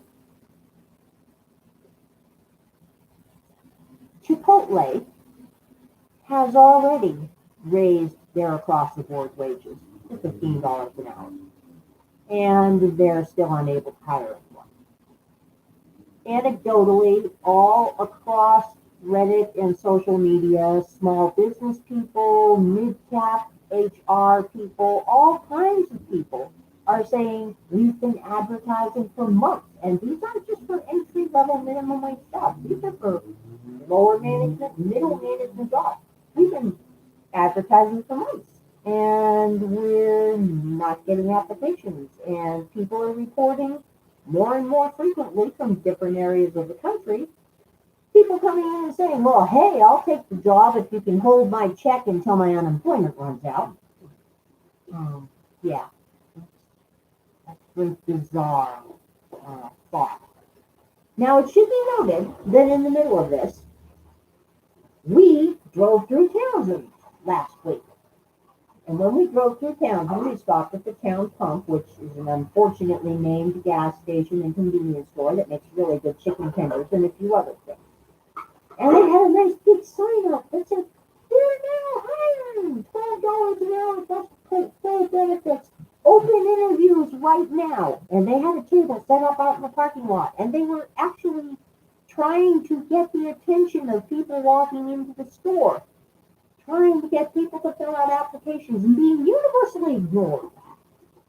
So they were paying their employees to stand out there and try to get employees. Now, if I happen to live in Townsend, and if it were not mining season, and if we had a second car, I would have applied. I mean, I would not mind doing it at all. Over there, when we were pouring the sidewalks, Yeah. we got the forms all ready and everything. Mm-hmm. It's going to be a little over an hour for the earliest possible arrival time of the cement truck. Yeah. So I drove to Motion Industries to find out what the deal was on the key stop. Yeah. Okay. On the way back, I stopped at that Slim Chickens to check that out. And I came in, and he said, the dining area is not open. Okay. We'll give you takeout, front counter, and everything. He said, do you know anyone that wants to work? Because the reason it's not open, we don't have people to run it. Exactly. And what we're seeing now is an interesting thing happening on the state level, because Montana, of course, this being the number one primo state in the country as far as I am concerned, Montana's governor actually just signed an incentive. If you go and get it, first of all, he's ending the state extra unemployment benefits, which is a great thing. And then he signed an incentive. If you go out and get your happy rear end off the couch and you go out and get a job and you work for at least 4 weeks, you become eligible for up to $1,200 one-time incentive. If you quit at some point, then you're not eligible for unemployment benefits.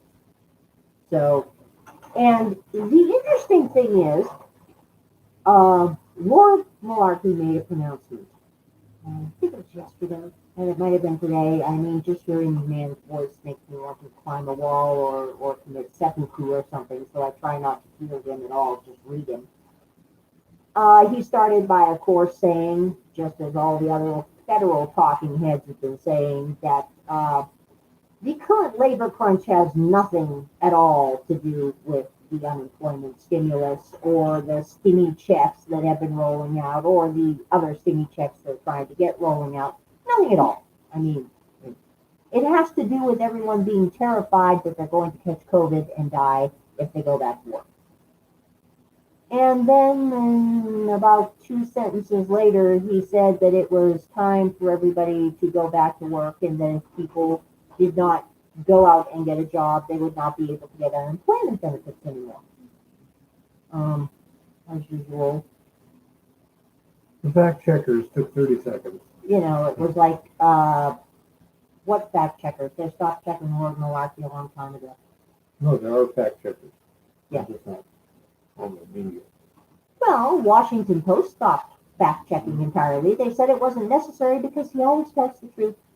Mm-hmm. The Washington Post said so we are now all very clear on this. The truth always comes out of the District of Corruption. So, okay, there will be no more fact checking from the Washington Post. That's, just kind of fine or whatever. Now, an interesting theory emerged on Reddit, and a lot of people are agreeing with this, both from the socialist side and from the conservative side. Reddit has a very small conservative community that is constantly under fire from the rest of the site, because the rest of the site is somewhat to the left of Chairman Mao. Okay? Someone posited the theory in the conservative section that the federal government will continue to pump fake money into the economy because it acts as a backdoor way of driving wages up.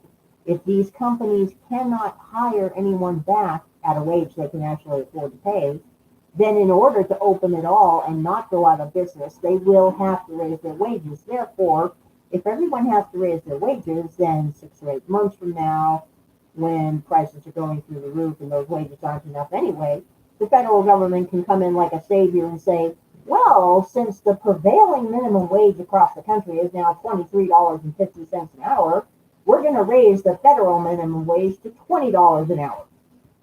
That's the consensus of opinion. The socialists on Reddit and elsewhere are actively promoting all over social media the idea of staying home and taking all the benefits and continuing to do so, because as long as we can keep these businesses closed down, they will have to raise wages, because if they don't, they'll go out of business, and then the workers can finally get paid what they deserve. This, of course, completely ignores this thing called, what do they call that? When money isn't worth anything. Oh yeah, inflation. Now, the Consumer Price Index came out recently, along with a lot of other highly depressing documents from the federal government. The Consumer Price Index apparently on paper went up just a little bit, about 2%, somewhere around there. What's interesting is if you look at the historic inflation chart, 2 years ago, as of this month, prices were 10% lower than they are now across the board. And that's on the stuff that the CPI measures, not the stuff that they studiously ignore because it's actually important. 3 years ago, the prices were close to 18% lower across the board for the same month on the things that the federal government actually tries to pay attention to, which is not the important stuff. Now, Zero Hedge had a very interesting chart that I was looking at earlier. Lumber futures have gone vertical, as in truly vertical. Lumber futures went flat. In fact, commodities in general are now going pretty much logarithmic. So while the federal government may be claiming that we can sustain a nice, healthy 2% inflation rate further in a day, and the federal government may be proclaiming that all of this fantasy money they're throwing around actually isn't doing anything to the economy, the commodities markets and the futures markets are telling a very different story. Because between the labor crunch, people not getting back to work, the COVID crunch that disrupted the supply chains in the first place, the regulatory crunches that are making it harder for people who want to do things to be able to do things, and the fact that money has now entered some fantasy realm that is pretty darn close to Bitcoin, except that people trust Bitcoin more, we're in for some very tough times in the inflationary scheme of things. Now, in the silver and gold markets, I noted that gold is running over $1,800 an ounce right now. Silver's running $27.63, I think it was at the end of the day. The silver squeeze is still a thing. As a matter of fact, it's slowly picking up steam because billboards are showing up around the country telling people to buy physical silver. More and more companies are finding it difficult to fulfill orders for physical silver. And people are beginning to buy physical silver in the least often bought lots, which would be the 1,000-ounce bars, the 500-ounce bars, the 200-ounce bars, the big bulk packages, because they can't get the 90% coins. The junk silver is almost impossible to get. Across the board, premiums are still staying anywhere from 75 to 100%.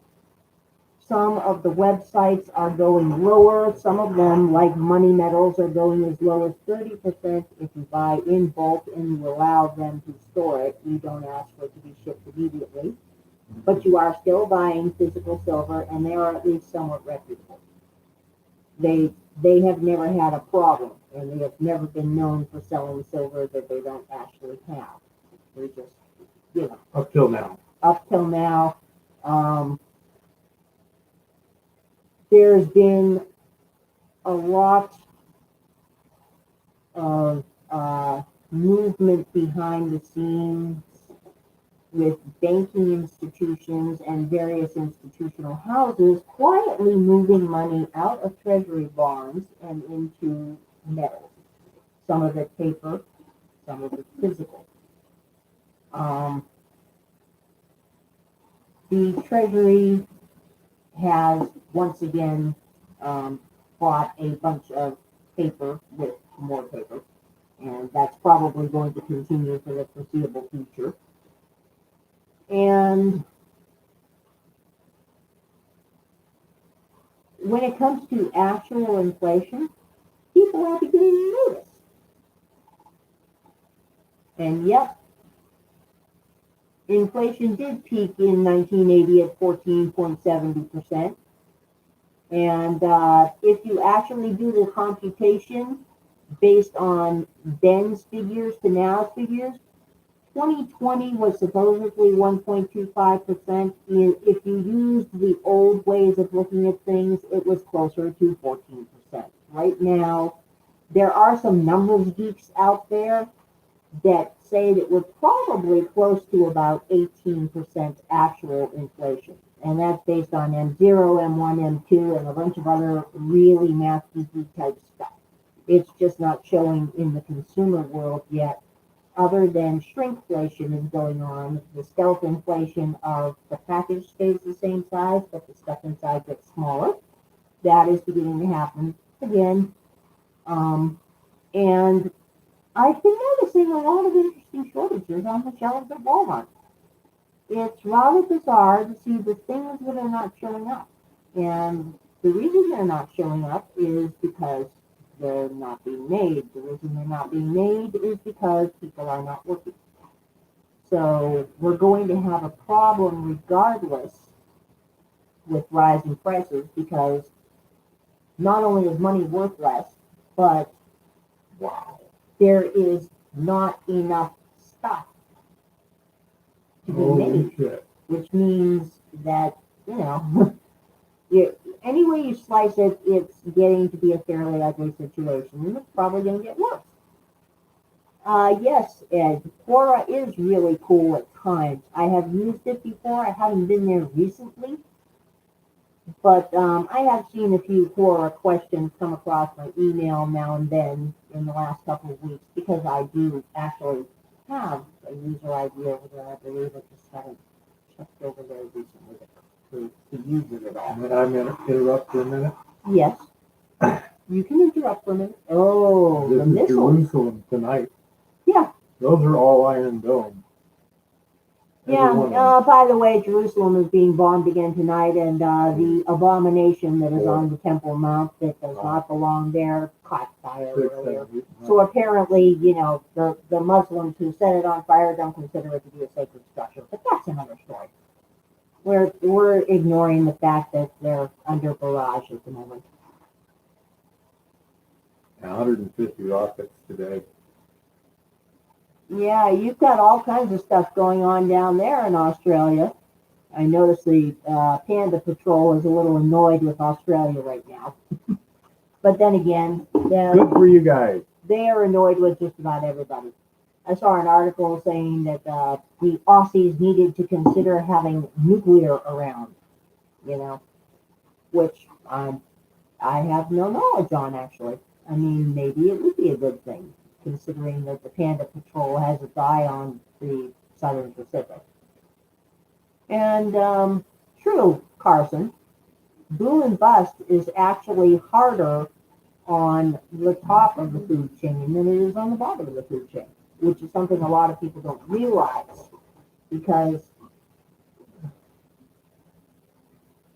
a lot of people that are rich on paper are not rich in actuality. Speaking of rich people, by the way, I'm sure it hasn't escaped anybody's attention that Melinda Gates decided to mount her divorce at a very propitious time for her, after the prenup and the state laws where they are guaranteed that she will get half of Bill and be kept on equal footing with him economically for the rest of her entire life.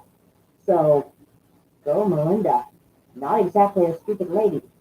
But what is interesting about that whole case is that all of a sudden the media is paying attention to the fact that Melinda's problems with Bill apparently relate to him having a rather bizarre friendship with some gentleman named Epstein. Some, really weird dude that died under bizarre circumstances and has a private island. Yeah. Apparently had a private island. Apparently Melinda had a problem with Bill hanging out with this dude. Now, I have no idea why that would be the case. I mean, just because the dude happens to be on a private island where all kinds of disgusting things happen, Melinda may just be being a little bit of a snob here. But what is funny about this is normally the media will say nothing wrong about Bill. Normally the media is very, very nice when they talk about Bill, the savior of the world, the vaccine king, the beyond meat climate change god of all times who is going to save all of us. Even though his other philosophy is we need to decrease the world population by 90%. I mean, those two things are apparently not mutually exclusive here. But all of a sudden, the media is making weird noises about Bill. The media is making weird noises about Bill and his friendship with the deceased Epstein person. They don't usually do this kind of thing. Notice they haven't said word one lately about Bezos' divorce from his wife, and we still have no idea what's going on about that one. So she's a really lucky lady. And the crime that comes with social breakdown, Ed, is generally the problem because it tends to cause problems. And there will be societal unrest coming up. It should be noted that the gas prices here in Helena have gone up 60 cents since January, by the way. I'm sure it's going to go higher. Our food is still staying at a relatively stable level, though some products have just gone through the roof for reasons unknown. For instance, gel re-wetting eye drops. It was shocking how much the gel re-wetting eye drops are now. They're $18 for a little tiny bottle like that, and it's not even a premium brand. And I forget, I think Bear bought the Murgadine at the same time, and it was, those two little bottles of stuff came out to like $56. And I was like, okay, that's bizarre. And I predict we're probably going to see more bizarre stuff like that. But the most interesting thing that came up this week when they were discussing lumber is apparently 5 years ago, for $50,000 worth of lumber, you could build 14 average size single family homes. Now, what they called average size was, I believe it was like 1,600 feet. It was bigger than what I would call average size, but it was a good size single family home. You could build 14 and a half of them for $50,000 in lumber. At today's prices, you can build 2 for $50,000 in lumber.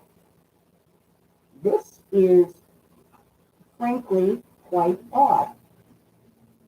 And I would not be surprised if this continues, if we start seeing lumber becoming an object of theft. Like when in Arizona, copper prices went up to over $3. They went up to almost $4 a pound for recycled copper, the clean copper strip wire. And people started stealing it.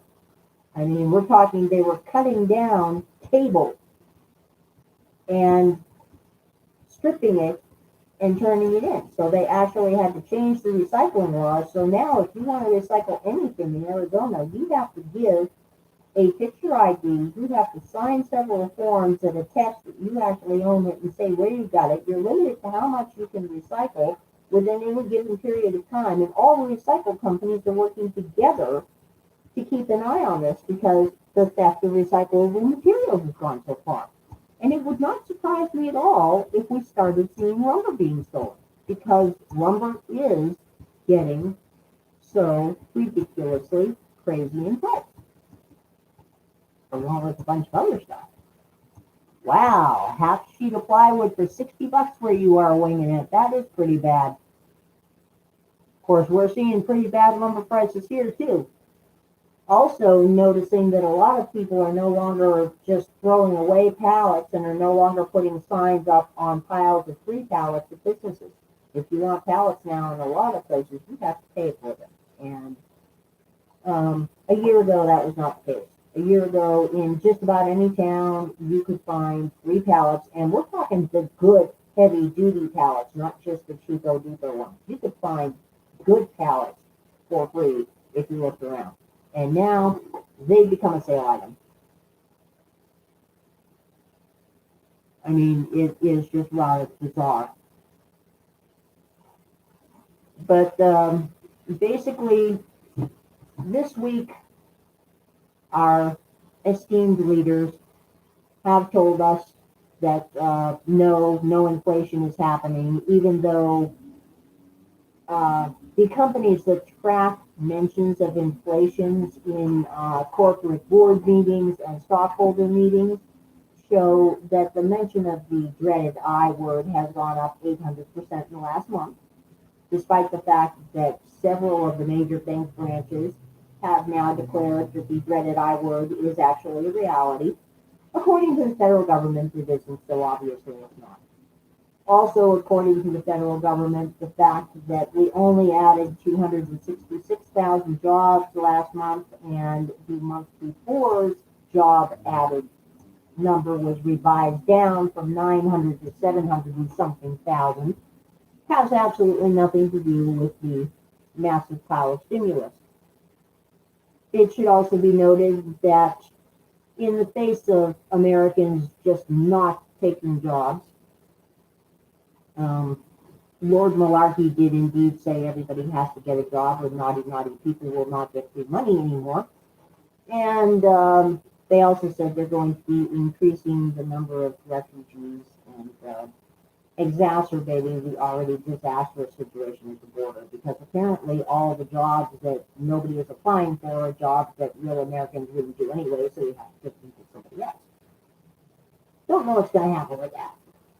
Really don't. And we give them unemployment. There have been some interesting developments in some audits in Michigan and Arizona that you're welcome to look up on your own, because of course audits cannot be discussed on YouTube. That's, you know. The only kind of audit I could probably get away with discussing in detail would be an IRS audit, and I haven't had one lately. But if anybody has, you know, the IRS was one of the many branches of government that was hiring last month. In fact, Can I mention the two specific biggest employment sectors that gained last month were hospitality and the federal government. What else is new? And yes, winging it. If you can find silver anywhere, buy silver. Some people lately have had luck at estate sales and have had luck at pawn shops. Though a lot of people are not being lucky getting coins at pawn shops, they are getting sterling silver, actual sterling silver flatware, not just plate, and they're getting sterling silver jewelry. Can I mention a particular county? Well, in Tucson, Carson, the people that were stealing copper were primarily homeless, and I believe the government's calling them undocumented migrants these days. And people that we used to call white trash when I was a kid. But then again, that's primarily the population of Tucson, Arizona. I mean, there are some normal people there, but of late, the last decade or so, the homeless population has gone through the roof. The undocumented population has gone through the roof, and the population of druggies and general losers has gone through the roof. And yes, there. Okay. Without getting into specifics of what, you might want to look up legal filings for Antrim County today. There were some interesting legal filings there that made some interesting claims. So if you're interested in these things, you might want to check that out.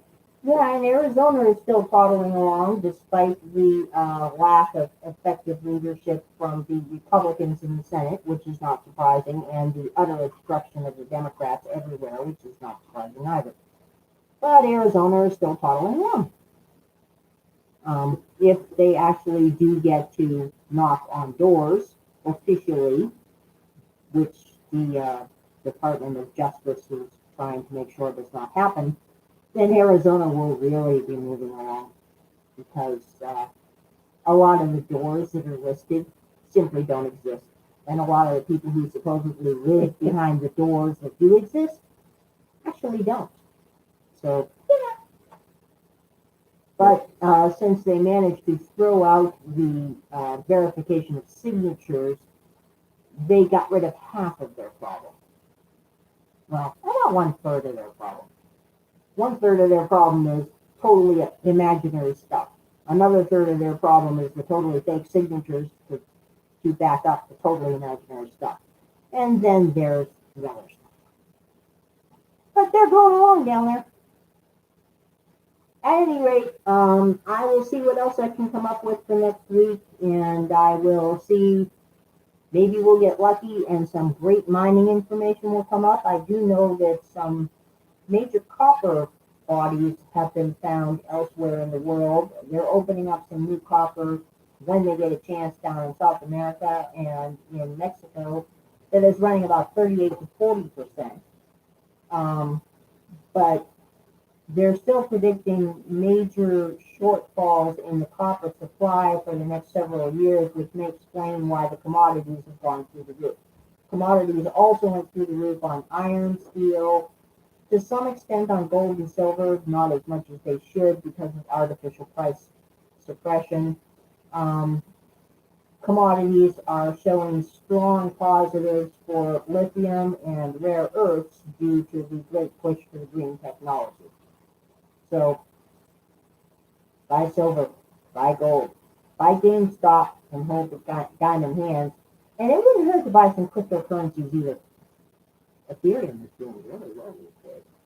Bitcoin, I'd wait for them to dump a little bit more Bitcoin before I try to get my hands on any. And I'm going to pick up some Dogecoin as soon as I can run into some more because I am a fan. I mean, it's worth like 30 cents a Dogecoin right now, but I'm a fan. I like it. It's me. Okay. So Bear will take the computer back. Later, people.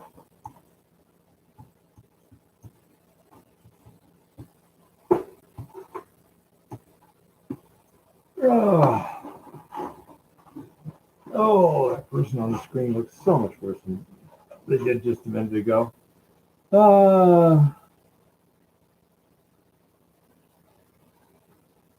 Okay, let's see. Yeah, Jimmy, I haven't been doing real good finding good spots to fish besides the one park over here that doesn't allow pets this time of year. So that would be great. Yeah, Carson, that's the what? Test? People are getting government jobs to find people. Yes, you did give me a camera, Carson. Thank you very much. That's the one I've been using. I'm still trying to figure out how to get high resolution edited and uploaded. That camera is great, Carson.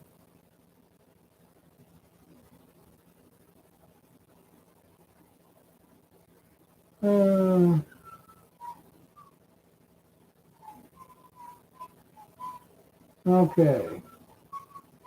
Let's see. Yeah, Jimmy, I'll have to talk to her about the timing and stuff, but that would work out really great with me. I've also already told my principal here that week will be kind of reserved for her.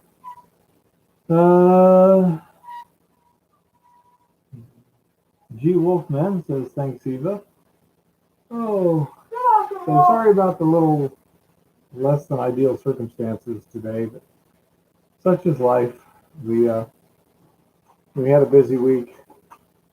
Didn't have much time for prep, and without Jim here,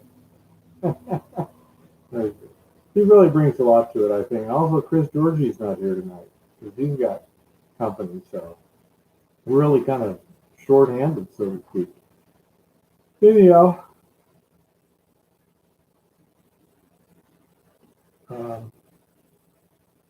let's see. Jim has company over, so that's where he's at tonight. How's it going, Mr. Fang? Lots of things happened last week. Hey, Mr. Fang. Not a whole lot tonight per se that I can think of.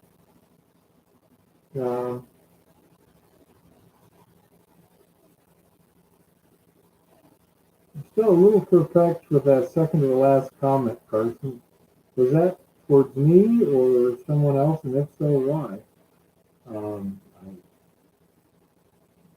sorry if I did anything wrong.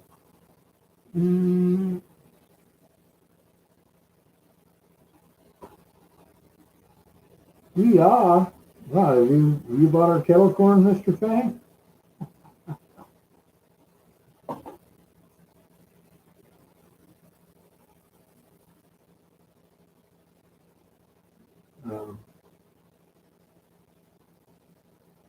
The people getting government jobs, I actually don't know the breakdown of the kind of people, but I do know that the federal government has been making a big push in hiring millennials and some Gen Zs. And of course, we all saw that CIA commercial that shows their definition of a great type of employee. They've put out a few commercials like that. Can't do that with facts. Right now, Jimmy, my principal is to some extent kind of expanding near where he currently has some, and also we're looking to snatch up a couple of targets that my research showed historically had some pretty good results. And we might be doing that next weekend. There's two particular targets I'm thinking of, and the roads will be open next weekend. They've been closed so far, and we'll just have to see how difficult the roads are to traverse, whether the Bago can make it or not.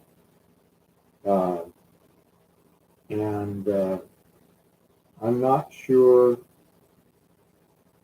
whether we're going to have to, well, how difficult it will be to get there, whether we can do it with Bago, whether we need another vehicle, whether we need to try different routes. There are a number of different ways in there. Oh, really? Interesting, Ed. Oh. And with reference to that question you asked me today, no, I don't think it'd be suitable for me to do that fabricating and send you something because I don't know exactly how it's going to fit and this, that, and the other. So it would be difficult to accomplish that. You might ask Tommy about his unit there. That one there would be very easy to motorize. The one he's got in storage right now. And he might want to sell it to you for a reasonable price. It's pretty productive, and a lot less effort than what you're doing. You also need to get some of our scoops. They really make things go faster.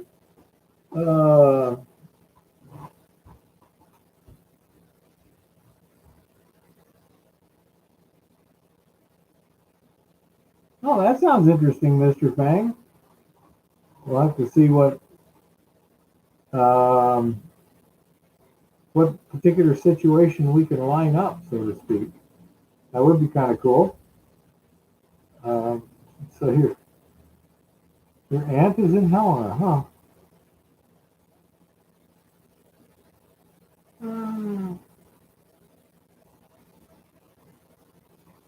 Anyhow.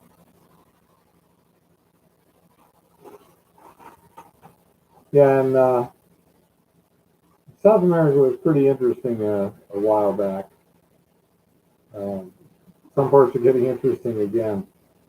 What was that in Colombia? They were really having some serious street protests. Yeah, Colombia.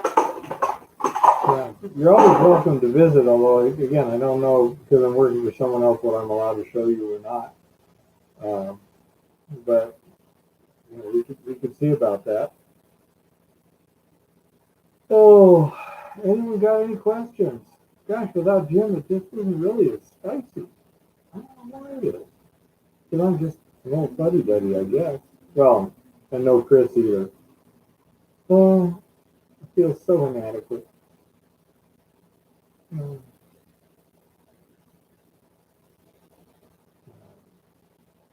Hey, anyone got any comments on the video this week in terms of was it helpful, entertaining, educational, whatever? You know, I just want to get a little bit of feedback on how that worked out, etc. And hopefully, I'll be getting more on a regular basis now. I was taking video today when I was going through Jason's care package for Florida Wizard, and so let me play with that black poison a little more. See if I can figure out a quick way to get that done. Because it's annoying, rather seriously.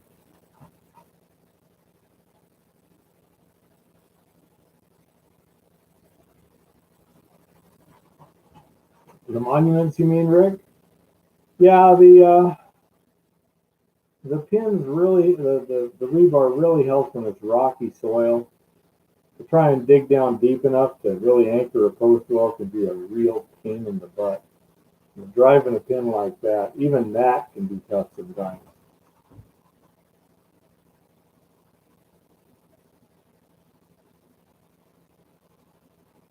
Yes, Mr. Fang.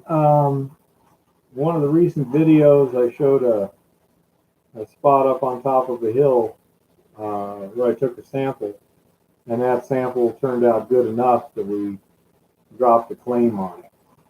And the that discovery monument that you see there in the video from this week was just above the opening of the place where I took the sample a couple of weeks ago. So that's how it kind of flowed. And then down below across the road down there is another working where I sampled it. Had some interesting results also. So I don't know how interesting it is for you folks because of I'm working many parallel things at once, and I don't know if that's interesting or just confusing to everyone else. Where I've been doing research, claim staking, need to do a little rehabilitation on the declines, etc. Whatever it is, the scenery's great, and I'm having a good time with that.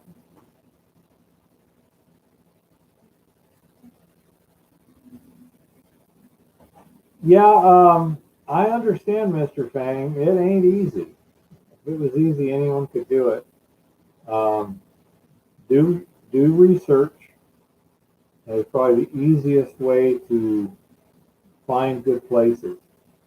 Do research, cross-reference that with current records that show where active claims are and such, and try and find a spot that had good gold in the past that isn't claimed now, and go from there. Argonaut says thank you, Eva. Welcome, Argonaut. And so it'll be interesting to see on the, as I say, these next two things there will be purely a result of research, and we'll see how well they turn out. That could be kind of interesting. Hopefully they will, but you never know. The research is not necessarily accurate. Especially on one of them, it said that it was reported by the locals that. Well, that's really sketchy sort of information. There was another mine, probably 10 miles north of there, that was really interesting to read, but it's a patently claimed, so unavailable.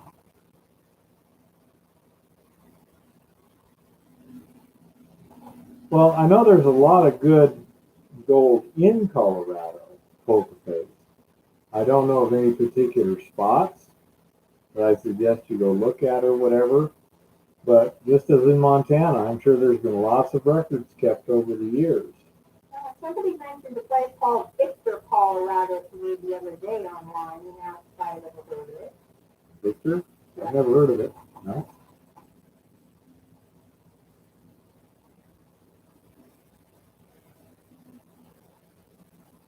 Let's see. Sometimes scraping holes from the past is good, sometimes not. Use your feet. If it's not good, walk away, go someplace where it is.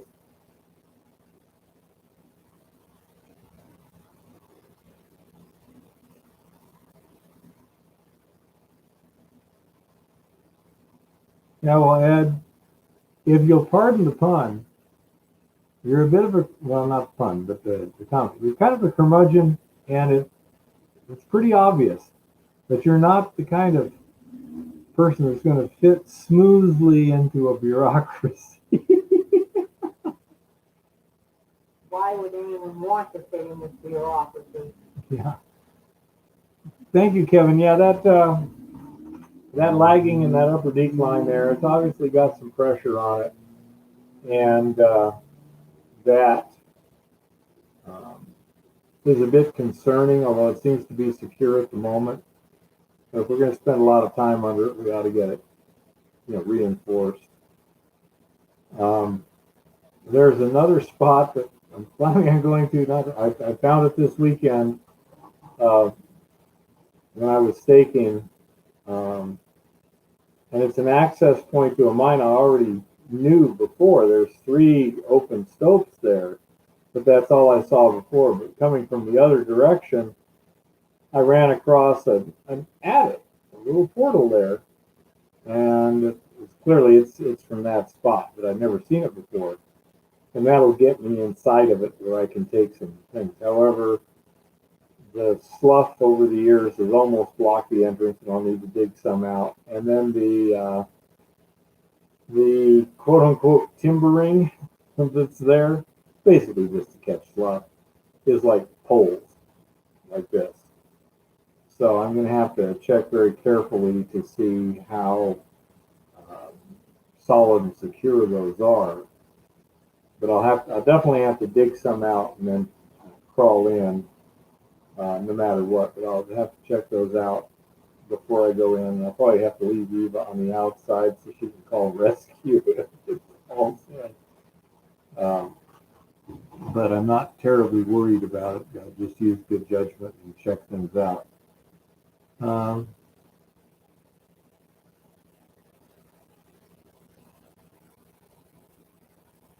The value of the dumps and tailings can, number one, it can be high enough where you can claim it just for that. But if you're claiming dumps and tailings, it's a placer claim, not a hard rock claim. And it can also be a good indication of what's inside. For example, if you've got a mine where they were throwing away half ounce to the ton, one can be reasonably certain that they were digging better than that inside.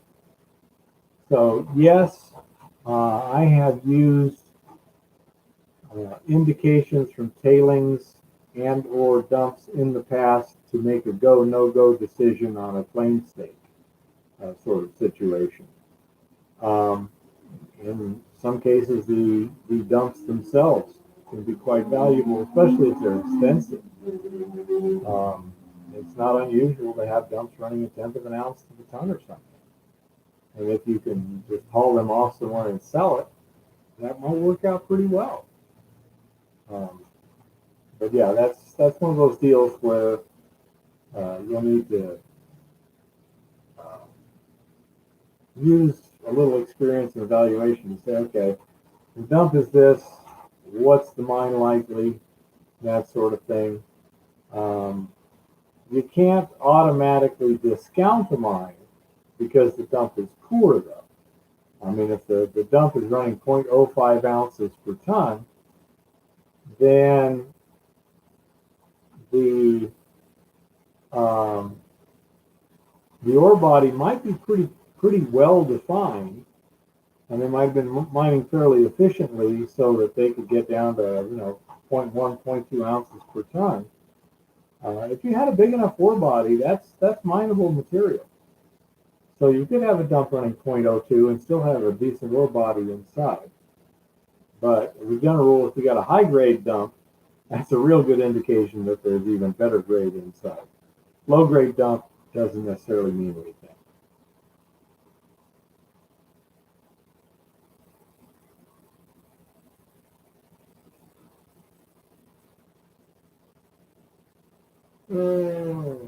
Anything else?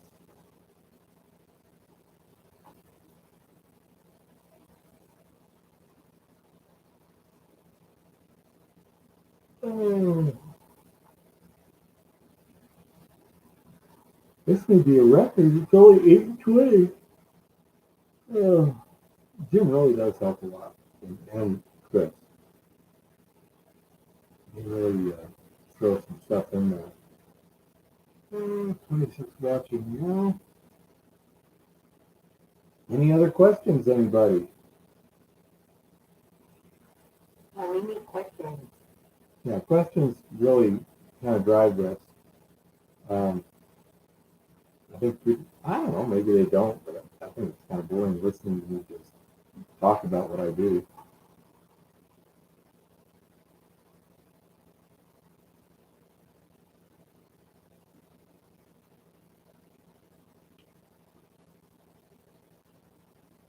No, that would not be hydraulic mining, Mr. Fang.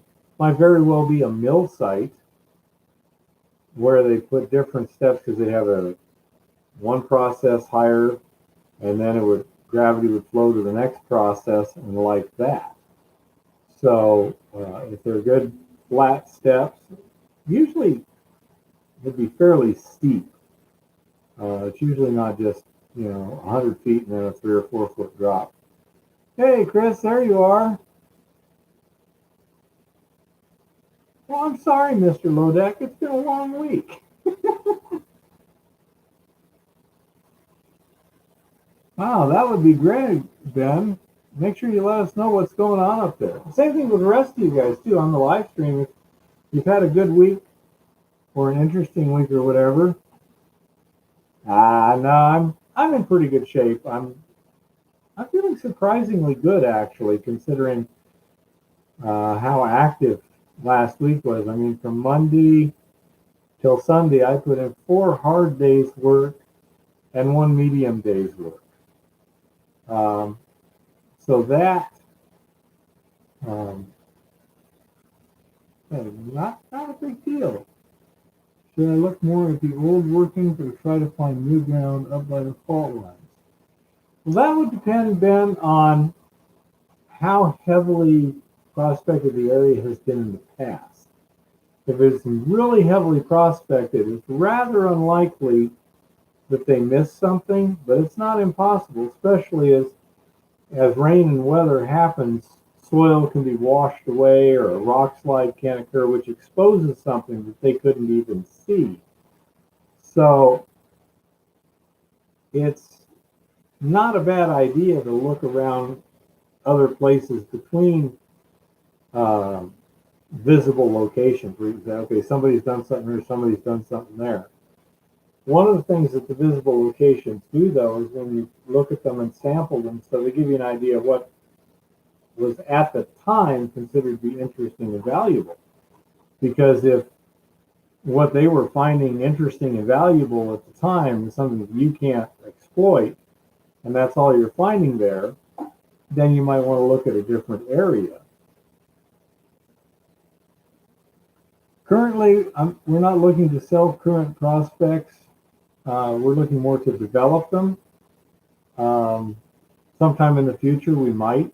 I don't know. Depends on kind of how things develop. But right now, we want to develop the location, the milling equipment to exploit that location and possibly other locations too.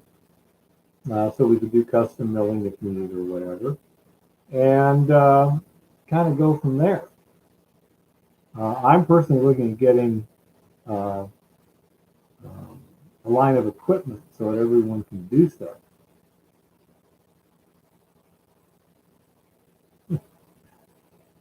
Hey, Dean. I heard you guys were attending for about this time, so I will watch your channel later in the evening. Well, thank you, Dean. I appreciate it. I hope I'm useful. And if you ever have any questions, make sure to ask either on the live stream or just as a reply to one of my videos. Questions are very, very helpful.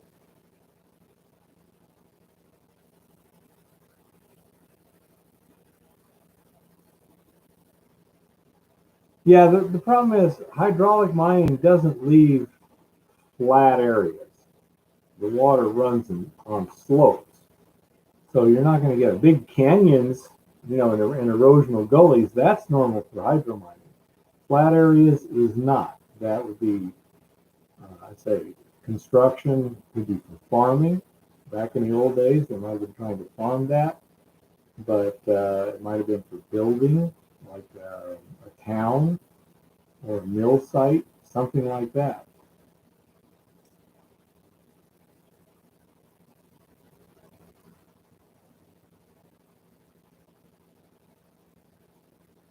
I'm working on a rig. I've got a concentrator that seems to work pretty well on the gravity concentratable gold. That was kind of my next plan on developing plans for sale. The impact mill is, again, a key piece of equipment. A jaw crusher, you can buy some pretty cheap ones out of China right now. And if we get into leaching, then we may wind up with some stuff there too. Just as I develop the tools to do what I need to do, I try and make them simple, easy, economical, and blah, blah, blah. And that means they apply other places too.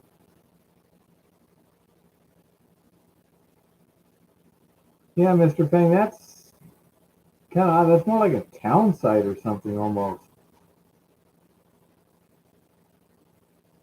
Yeah, it's definitely not hydraulic mining. Okay, that hydraulic mining leaves is Gulf Stream. Yeah, Gulf Stream says it's a mess when they're done. Well, Mr. Fang, in an open pit, the equipment likes to run on flat ground, but you want to dig a hole. So you'll take out a level and you'll leave a terrace on the side to catch any rock that falls down the pit wall. And then you'll dig out underneath and you'll leave another terrace and like that. Just Google any open pit mine and you'll see the sites. But they're typically not going to be that wide unless it was very shallowly sloping ore body. It can, but that's not usually the way it was. Well, we might just steal designs from them. When it comes to China, I don't care. That's their MO.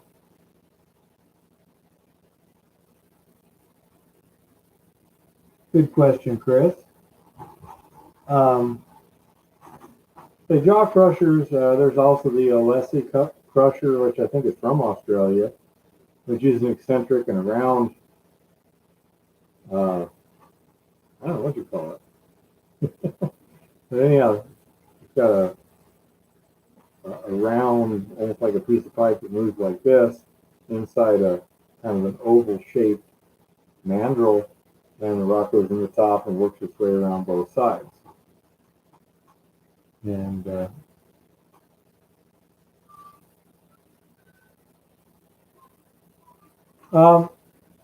Argonaut, anything you can make money on, but as a general rule for micro mining, it's going to have to be high grade and something you can sell. For example, if it was really high grade copper, and you could crush it and concentrate it, or even just ship it direct to a smelter somewhere and make a profit. That could work. Gemstones, cutting stones. Look at Dan Hurd with his ocean picture stone. There's a great example. Anything like that can make you money too, in small quantities. But it's not going to be as easy to find. That's why it's valuable in such small quantities.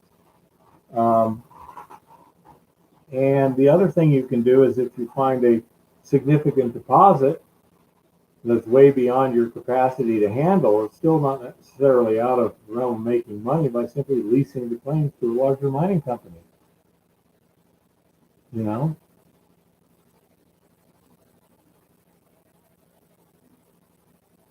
Yeah, sure, Mr. Fang, no problem. Yes, jade has value. I think Dan Hurd had a very recent video on that. You've got various copper minerals, azurite, malachite, turquoise. You've got, in placers you can have garnets, which aren't usually that valuable. In quantity, you can get some very nice agate. You can get some agate, but around here we have sapphires, things like that. What kind of timber do you have to work with there? In terms of natural timber, you can just cut down and use essentially none. Okay, we're not doing anything on private land, but that's what it used to. The forests around here are capable of that.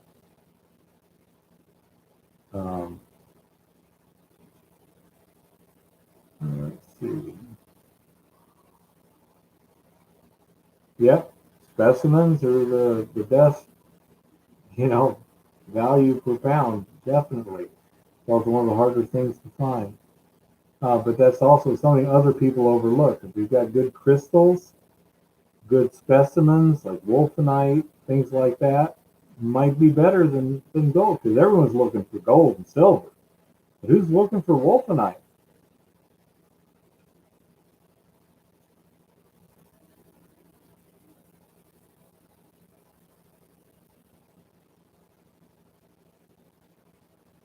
Yeah, I'll get around to that, Jimmy, when I'm ready to release it to the world.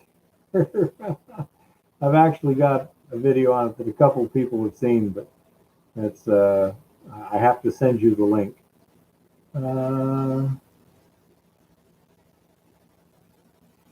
It's a desert placer, Chris, cemented alluvium. There's some areas out there that do have a significant mineralization in paleoplacers.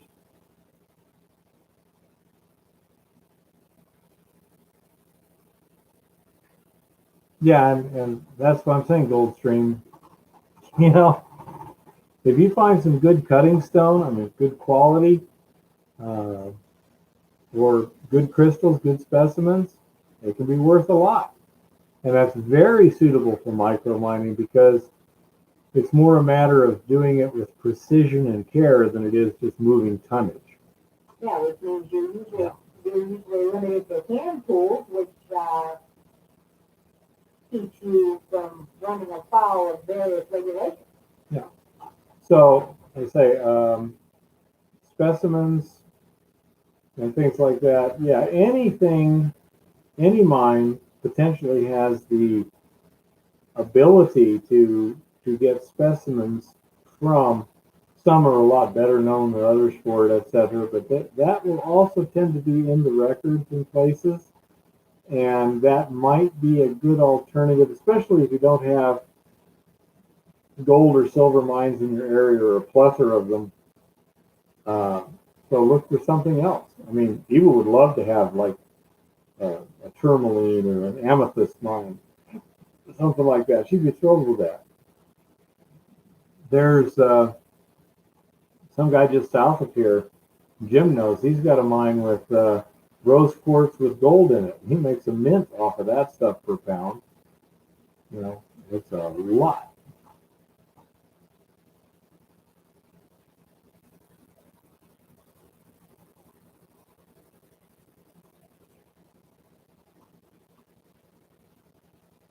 And it's kind of hard to tell, Mr. Fang. There's lots of Another possibility too is, and this is a little less likely, but suppose they leveled some big areas so they could stockpile material on it that they later hauled away. That's another possibility. That there was a mine there and they just hauled material there, stockpiled it, and picked it up and reloaded it into over-the-road trucks or something like that. Not as common, but it's not unheard of at all.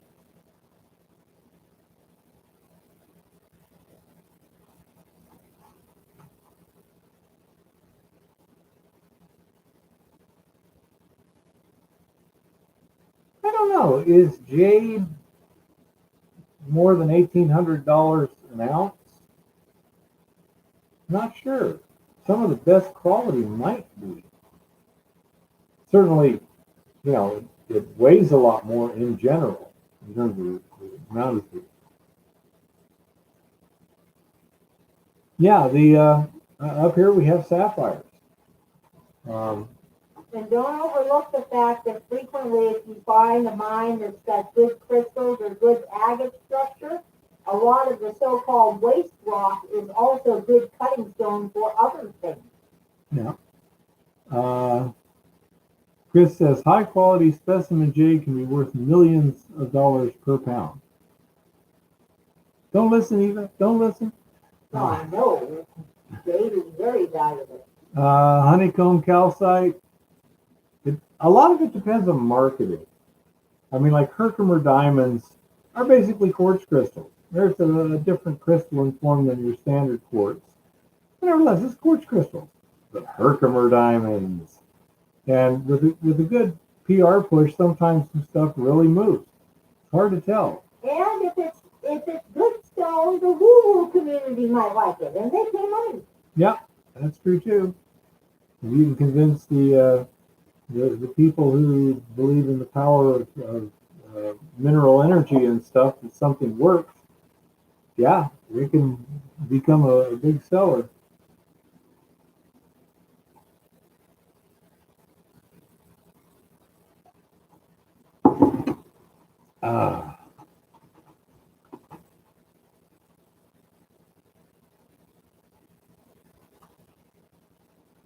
Now you see, Mr. Fang, how asking a couple questions really got stuff started. It works out. That's why the questions are so important. I've said so many things so many times that I hate to just start saying something because people are going, oh God, here he goes again.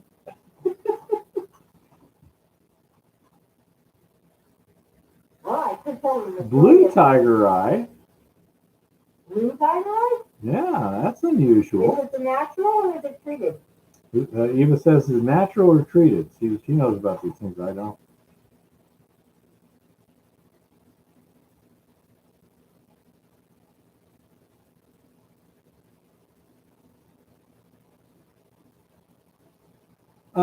Yeah, Mr. Fang, those might just be what they call pads, i.e. just a flat area they use to stockpile things that have since been hauled off. Don't know.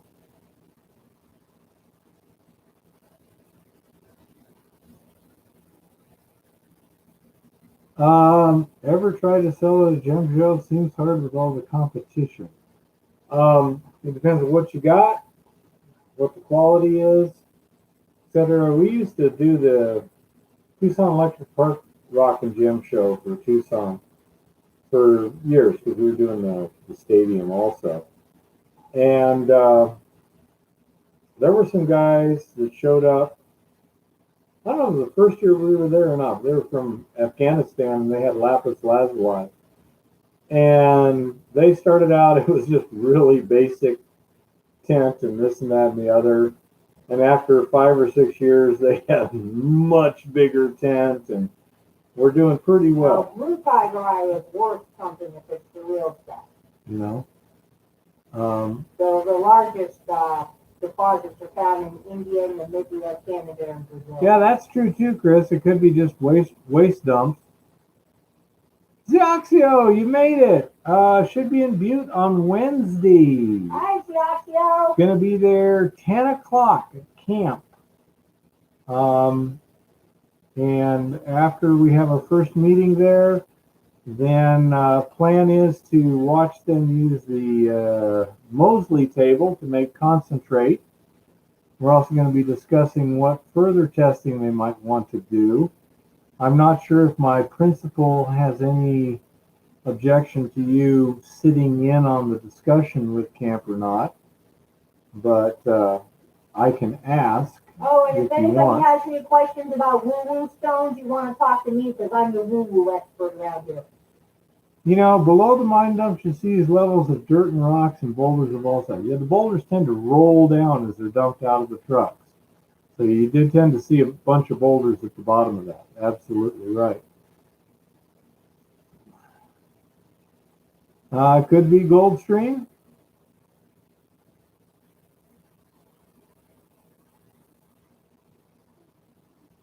You have to have as much money as the government says you have to have, Ben. Depends on what sort of damage you're looking at inflicting as to how much it'll cost to do it. But all afternoon off on Wednesday. Okay, we'll see if we can get together then. If nothing else, Eva and I have all day. So we can hang out. We'd love to see you. We're going to be doing the Mosley table thing after our meeting, so that might work out well. We'll definitely have to talk about it a little bit more.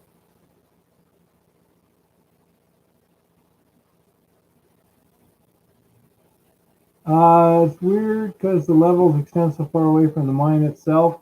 Depends on how they're dumping. A lot of times they would use a rail line, and it's easier to dump the cars sideways, so they take it out a long ways, and so they could do a lot of side dumping, and then they'd have to move the track over a little bit. So that might work to be what it is.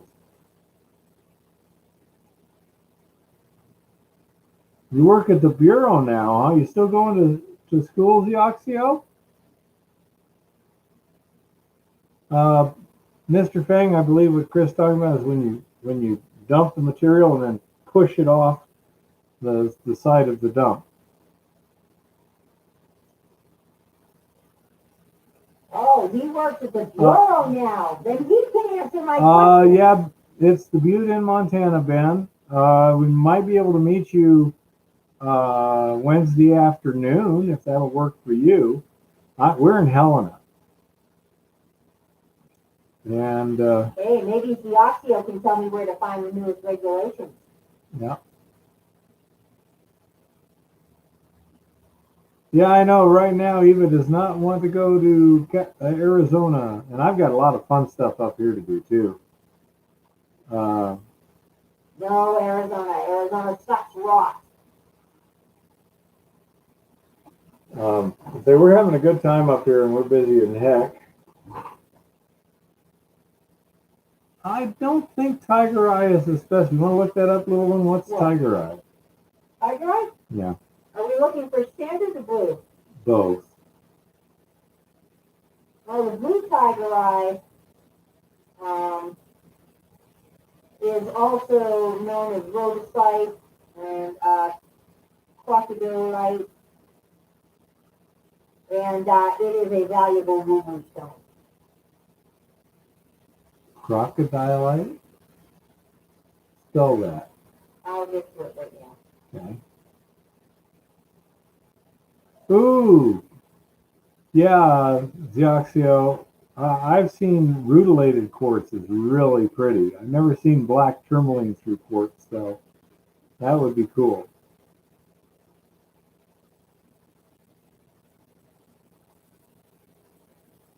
I'm going to get back to it because you have me looking at something else. Zioxio says Tiger Eye used to be asbestos, but it's been metamorphosed. Yeah, a long time ago.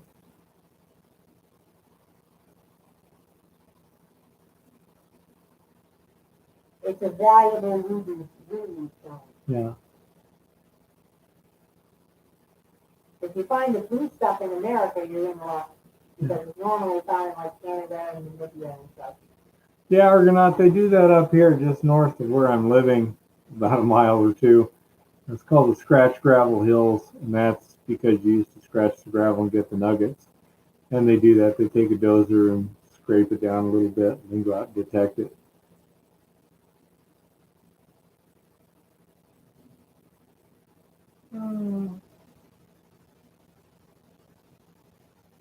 Great, Zioxia, that'd be cool. Tigerite is a shot polyonic gemstone and usually a metamorphic rock of golden to red brown color and a silky luster.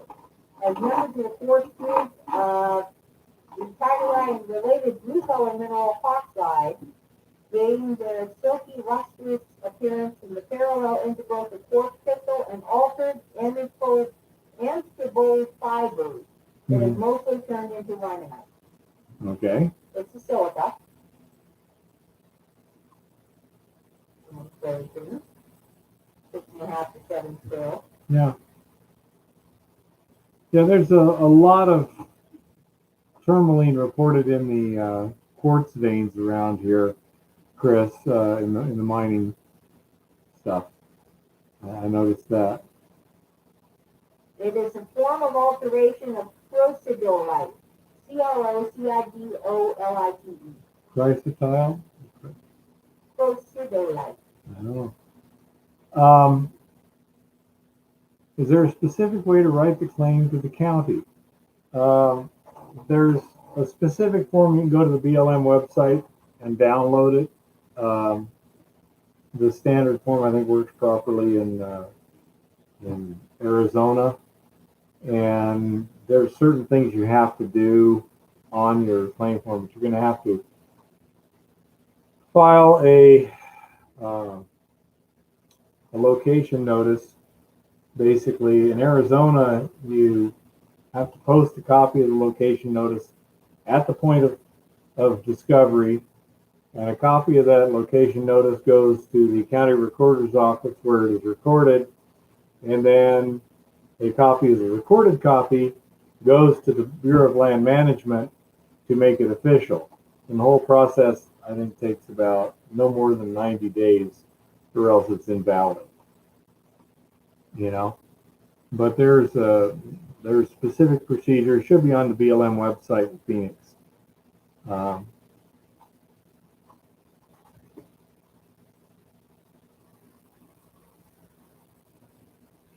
Yeah, in Arizona they have the specific forms, Chris. Up here, same thing. It's a different form, different criteria and such. For example, in Arizona, you'd have the same form for your location notice and your thing. Up here, it's different. It's a notice of location and a certificate of location is what you file with the people there.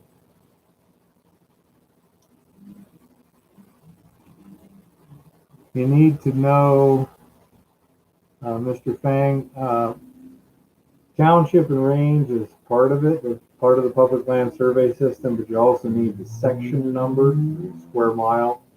And what Chris is talking about is the square mile is subdivided into 16 quarters.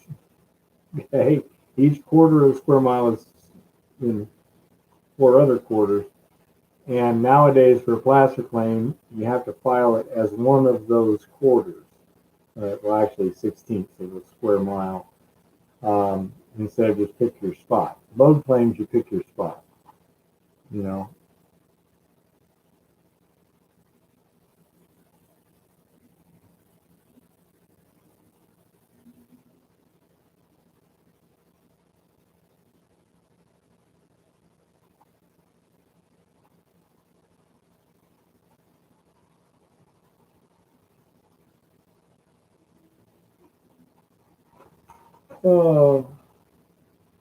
Yeah, it'll be interesting to find out what they can do on Wednesday with respect to this extraction and such.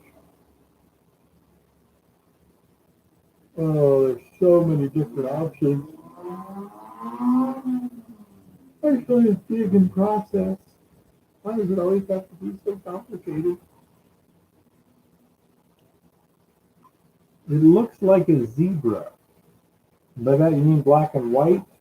How fine are the layers, and how hard is it? Will it take a good polish?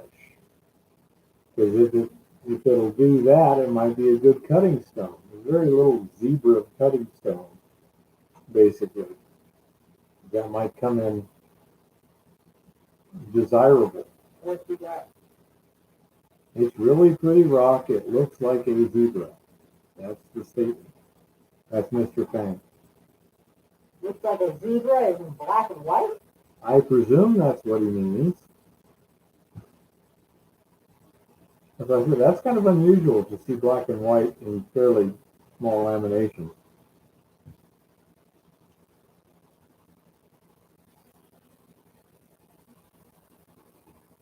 Is it actually striped?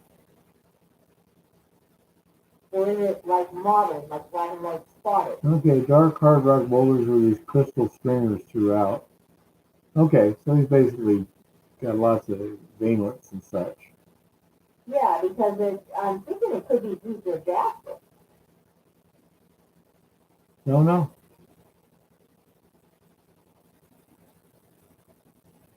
No, the Argonaut, it goes through the BLM, even if it's on national forest land. It could be zebra jasper and zebra agate if it's striped or mottled. Could be nice, but it sounds to me more like it's been fractured and fracture filling veinlets in it. No, take some pictures. Send me a piece. Yeah, zebra jasper or zebra agate. See? Yeah. Which does polish very nice. Yeah, so generally you want something about as hard as quartz, or at least a good hard feldspar in order to polish well. Calcite can do it, but it's got to be good quality calcite. Yeah, I mean that's a typical zebra stone right there. It comes in Camera. Don't know if you can see it on here, but this is a typical zebra stone. Zebra jasper and zebra agate are two different varieties. It's basically a white stone with skinny black lines, but you can also get a mottled stone that is white with black mottles. Okay. Dean, what's the most convenient way to share pics with you, Keith, and Chris? Well, with me it's simple. You send it to my email here, and then I can forward them on to Chris. Yeah, Mr. Fang. Zebra agate or zebra jasper is generally white with thin black lines through it, or black mottling that looks more like a cow. And the zebra jasper tends to be more of the black mottling, the white with black spots. The zebra agate tends to be more the white with black stripes. And if it is hard, if you have trouble scratching it with a knife, that's probably what you're looking at, and it polishes up very pretty. It makes beautiful beads. And yeah, it does have woo-woo properties.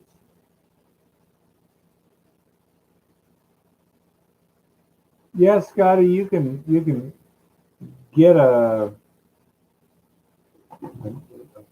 poorly qualitative test using that methodology with aqua regia and stannous chloride, but without knowing exactly what concentrations you're using and the color density you're achieving, it makes it hard to interpret.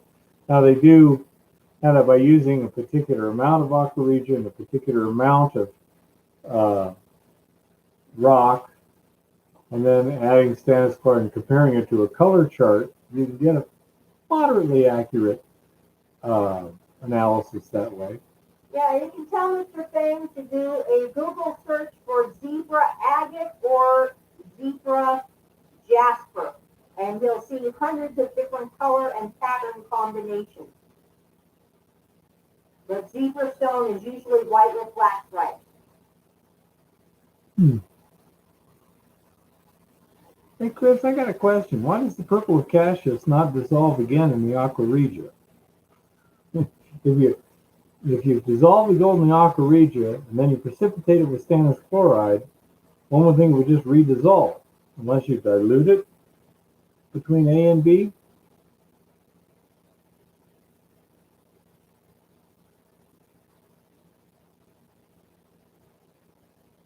I don't think the stannous chloride neutralizes the aqua. And yes, zebra stone has woo-woo properties. Just so you know.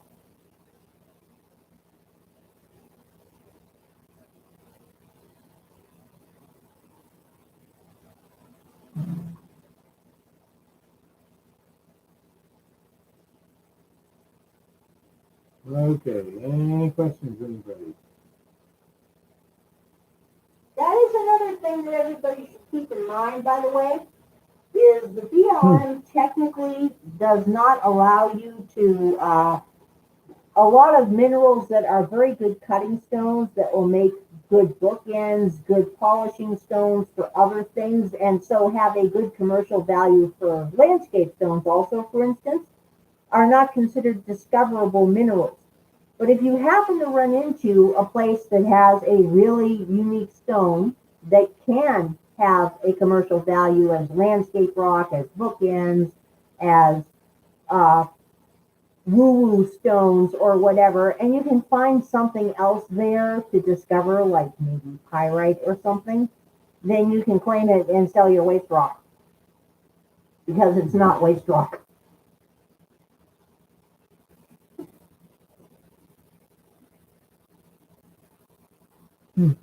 Yeah, the lightning in the rock thing makes sense. Bear in mind, Mr. Fang, that zebra stone comes in literally thousands of different stripe and modeling patterns.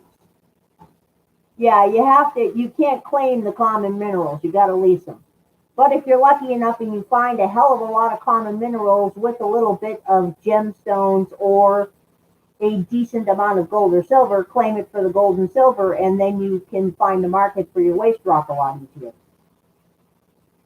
But Mr. Fang, these types of things come in a lot. I mean, we're talking hundreds and hundreds of different modeling patterns, striping patterns, etc. The best thing to do if you find a rock like that is see if you know somebody that has a rock tumbler, try tumbling some and see if it tumbles well. And or if you know somebody that has the equipment for polishing rocks and it is a hard rock, like, a 6 or a 7 on the Mohs scale, it's tough to scratch with a knife, you can try polishing it and seeing if it is a good cutting stone.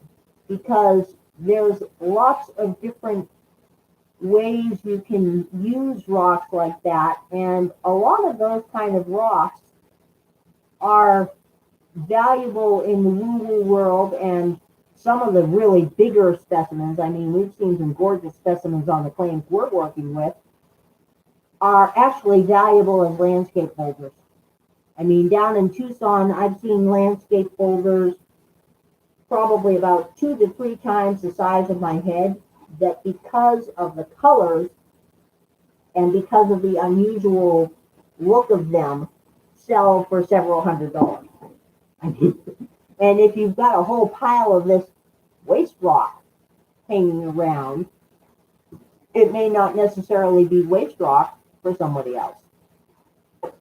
I mean, if you happen to have to get a whole bunch of very interesting layered and colored sandstone out of the way to get to your good minerals, and that sandstone is sufficiently competent that it can be sliced into pavers or can be sliced into and sanded down into coasters, then you don't have to leave it sitting in a pile.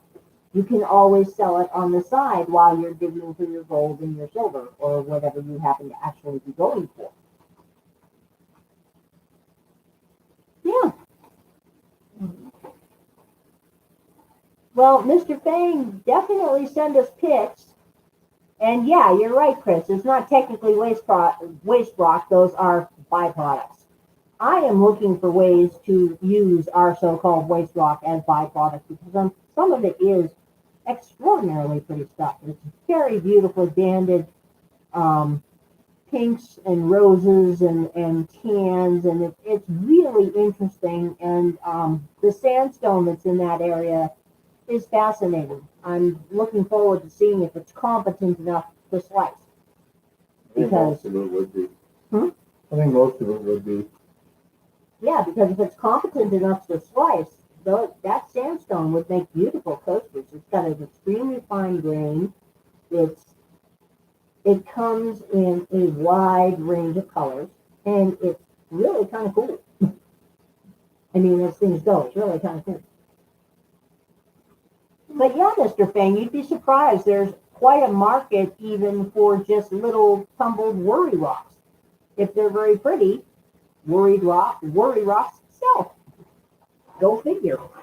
Anyway, here's Bear again. Shade your eyes. Here comes ugliness. Yeah, it's one of those things that locatable minerals, basically your metallic minerals, recognized gemstones, like opals, gem quality malachite, things like that you could do. But just cutting stone, you generally couldn't locate it as a claim. On the other hand, if there's something else around there, you could locate it. Yeah.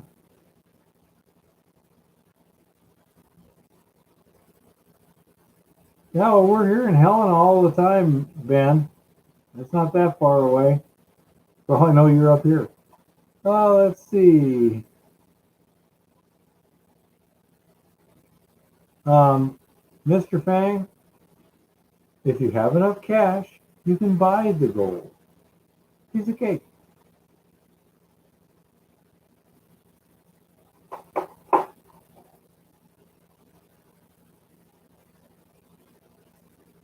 Yeah, Ben, that's not entirely unexpected. So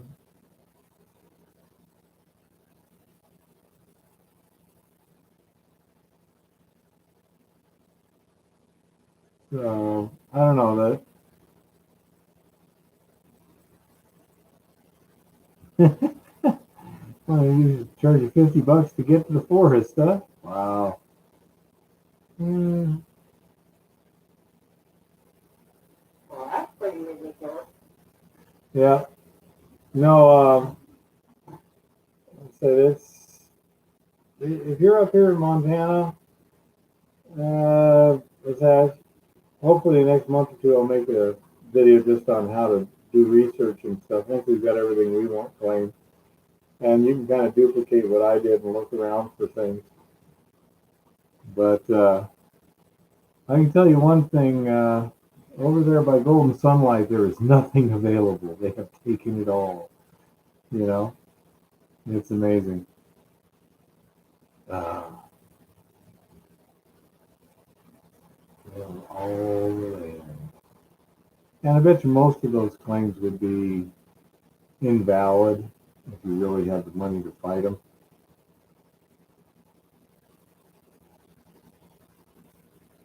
Yeah, that's true, Chris.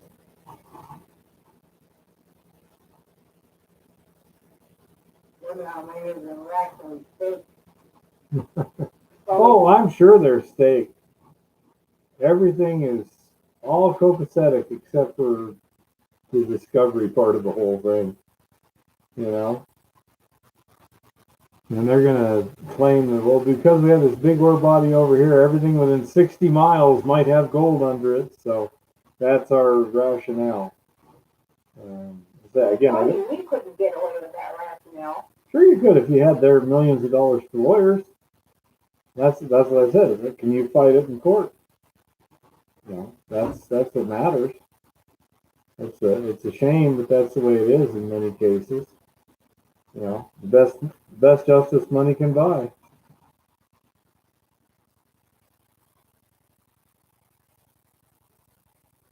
Yeah, those are good for current information, but if you're looking for old historical stuff, there's other sources.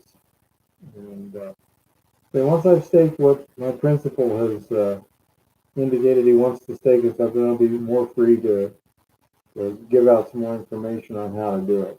But I was finding 1 to 2 reasonable targets per county. I've done Powell, Lewis and Clark, Jefferson, and Broadwater. And my principal has enough targets that he's pretty much satisfied right now. So like down there with Jimmy in Madison County? Not sure. And yeah, down in there, there's potentially stuff that, running around also. And I use My Land Matters to look up the current status of things. Also, the Montana Cadastral is pretty good at showing the land status. Not where active mining claims are, but where BLM land versus private land, et cetera, et cetera.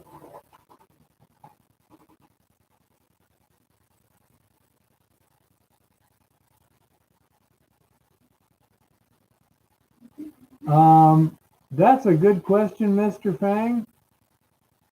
You need to talk to the Arizona Department of Mines and Mineral Resources. They're the ones that actually regulate the claims.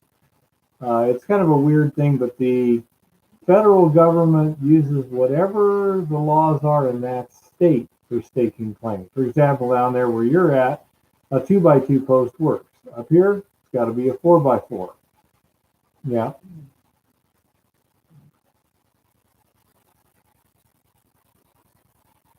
Now, that's exactly what I think, Chris, but I bet you if you took Golden Sunlight to court, you'd spend a lot more money on the lawyers than you would getting satisfaction. Yeah. But talk to the Department of Mine and Mineral Resources. You're going to have the drawing of the section, but if you can get the GPS coordinates of the section corners, then you can plot those on Google Earth and then just put them into, what do they call those? I don't know, but basically it's a point you put in there. And USGS quad would be good. I mean, all you need is just a line map. It doesn't have to be an actual map. Just 4 sides of a square and the rough location of where your claim is. That's what it was for years. It may have changed, but that's what it was. I've never used the historical claims button, so I'm not sure. Oh, you're welcome, Mr. Fang. That's what we're here for. Oh, I hope your visit went well, Chris. It's been tough kind of trying to keep it all up by myself without Jim here, too. Yep, that's all I used, Chris. Nothing fancy. Just a rough draft, so to speak. And up here, that basically works too. Although I'm using, in some cases, references to physical stuff. Other times just GPS coordinates, because after all, nowadays everyone's got GPS. And that's a good question, Chris. When it says reference to a permanent landmark, does GPS work? And does that fulfill the legal requirement?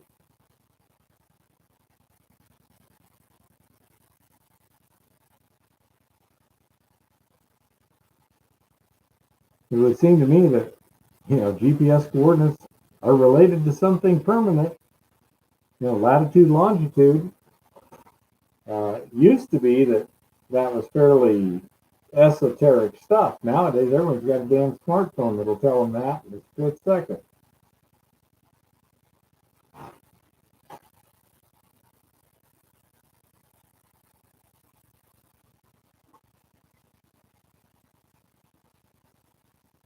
Yeah, that would be for class ranges. Chris, can you just use GPS coordinates for your corners? Do you have to actually have it on a map per se, or just a drawing and say here's basically where the stuff is, and there's the GPS coordinates?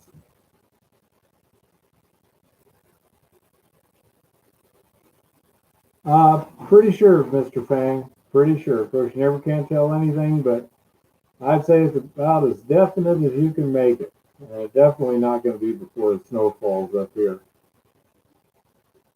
But I got just too much stuff to do.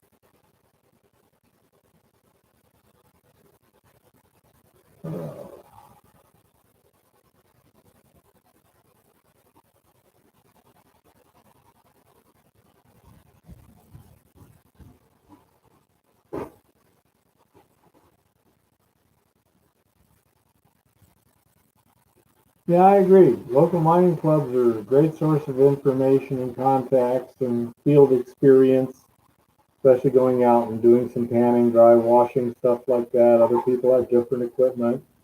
You can try, see how you like theirs versus somebody else's. Oh, it's going pretty good. It's near the end of the live stream tonight, Jane Monka, but we'll see how long it continues.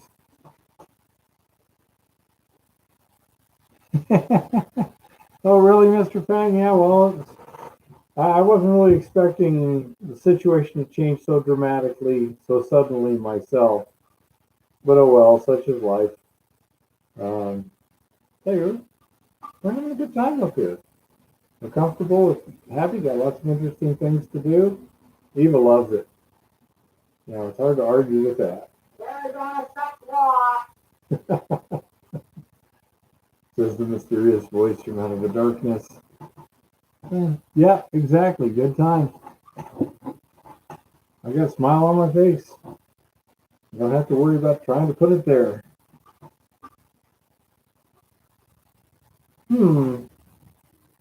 Really? Montana clubs are not very active. Seems kind of strange considering how much gold there is up here.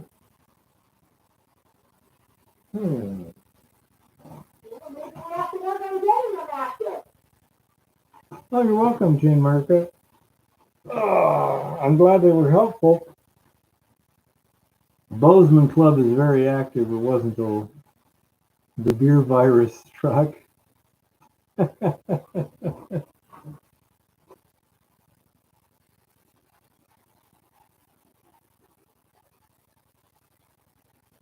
I sincerely doubt it, Mr. Fang, but maybe for short periods of time.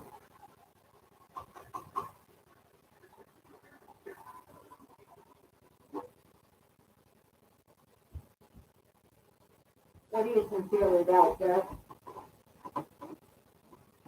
It says, what if I found an undiscovered gold source potentially worth millions? Would Eva let you leave then?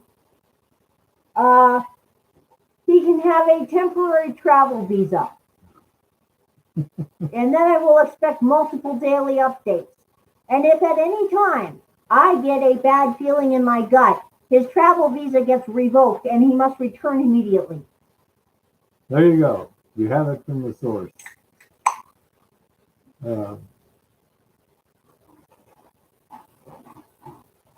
Absolutely, the boss has spoken. Pretty much.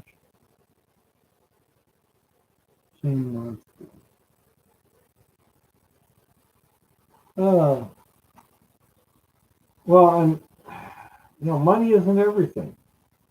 The gut is what counts here.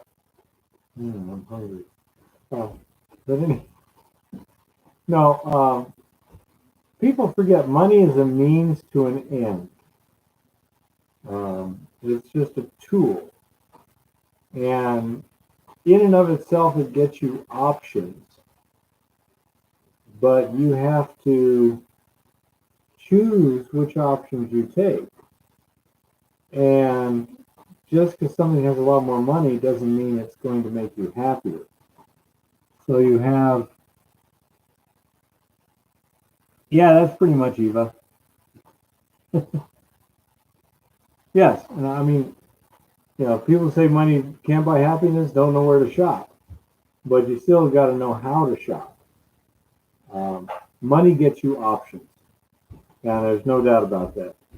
Having plenty of money gives you the ability to choose your choices, so to speak. in my particular case, the money that I have, modest as it is, allows me to pursue choices that I find quite pleasing. Exactly what do you think is the real side to Eva, Terry? Because there are very few things I put my foot down on. Bear can tell you, I am absolutely a sexist and absolutely a traditional female. He rules the roost. However, when he decides to do something stupid, I am going to put my foot down and tell him that he is doing something stupid. Well, I've And also, going down to Arizona, which sucks rocks, would be pretty stupid. well, Eva has also shown a pretty good ability to guess what's going to happen. And so I take her concerns quite seriously because, again, she has shown me before enough accuracy. Here's a hypothetical from Mr. Fang. Well, Chain Monska, that depends on your definition of stupid. Staying in Tucson, working at a job you dislike, when you could be someplace much better with the same cost of living, doing something you absolutely love, and being able to go fishing would be monumentally stupid. Which is why we are in Montana and not Arizona. I think, Mr. Fang, I forgive you, Terry. I'd just go with the modern one because it's a whole lot safer. Back in the old days, there was more adventure, but as a friend of mine would call it, an adventure is something uncomfortable happening to someone else a long way away. While it certainly was more adventurous and this, that, and the other, did they actually live any happier? Did they work really hard and their lives were short, brutal, and difficult? Now you see, Mr. Fang, this is where Bear and I differ. I, on the other hand, would like to be an old timer with unworked land, preferably unworked land with crystals, because that involves using only hand tools. And that is fine with me. That's all crystals back then when people didn't have the money. Yeah. Well, I'd like to have the old timers access to amazing crystals in the modern world, because if I find crystals, I'm going to be using hand tools. Yeah, so to me, it's a different challenge. Much better coffee. But the circumstances are a lot easier. I mean, seriously, a lot easier. In the old days, I'd be dead. Okay? I had kidney cancer. They couldn't have fixed that. Had an aortic aneurysm. They couldn't have fixed that. Had a stroke. Have no idea how I would have done, but with TPA put in within 10 minutes of the stroke, I did pretty good. So you have all these advantages. And yes, you have some disadvantages. See, Argonaut points out modern prospectors have much better coffee. Yes. Modern prospectors don't have to carry sourdough in a little pot against their stomach either. Yeah. But modern prospectors can now look in ways and in places the old-time prospectors couldn't. For example, we can look out in the ocean off, the beach of Nome there. We can see Yeah, in the Chain ground with remote Monska, sensing. he is unstoppable. I don't know about that. I'm sure I will get stopped sometime. I just have no intention of stopping until I am stopped. I have seen this dude take 3 days off in a year. I'm talking a calendar year. He took only 3 days off. Okay. Have things to do. But Dude can outwork a 20-year-old. It's ridiculous. sometimes depends on the 20-year-old. I've seen something that kick my butt. But I mean, just this weekend when I was climbing up and down those hills, there's a lot of whippersnappers. Look at Joachim. He couldn't come close to keeping up with me. Yeah. And he's a good kid and everything. Parrish could probably keep up Yeah, with you. Parrish is a wiry little bugger. He could kick my ass. Yep. He couldn't kick your ass, but he could keep up. Okay, well, actually, in terms of a fight, I don't know. Dylan could keep up with you. Yeah, I'm sure he could. Ryan couldn't. But Wow. Yep. Mr. Fang, you probably would have been a dead old timer.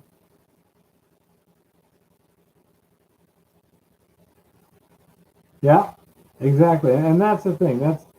We have a lot of advantages. We shouldn't pine away for the good old days when the old timers were like, "Oh, you want to live here? I'll switch places any day of the freaking week." Kevin, the first casualty in life is always the plan. Okay? Plans, when they meet reality, tend to die an agonizing and sometimes hilarious death. Yeah, Terry, that's the important thing. Being happy. You know? And it's so sad that so many people today think happiness comes from stuff or from pleasure or things like that, when happiness doesn't. Happiness comes from accomplishment. Happiness comes from doing something you're proud of, one way or another. And some of the things I'm happiest of the things when I said no. No, I'm not going to do that. You know? And Well, I'm sure you will be happy, Rick. Cool. yeah.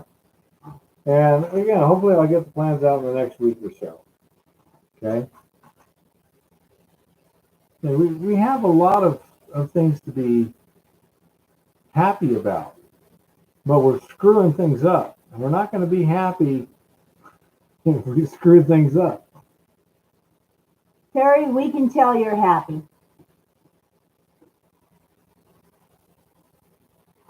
Is Terry one of the guys making moves on there, or is that somebody else? I believe so, but I might have scared him off when he realized that I actually do put my foot down occasionally. I thought Terry was one of them. I don't know, Chain Mon stuff. I haven't been to a concert in a long time, but I can see the point. I can understand that, Mr. Fang. There comes a point where what's the use? Oh yeah, tell me about epidurals and stuff.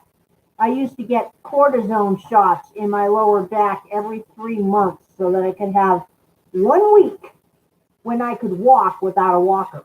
It was ridiculous. Okay, look at the last three over here. I don't know how you're doing. Terry is never scared off. Yeah, he says that now. If I put my bear in the ground, God forbid, all the men that have been chasing me would disappear. Poof.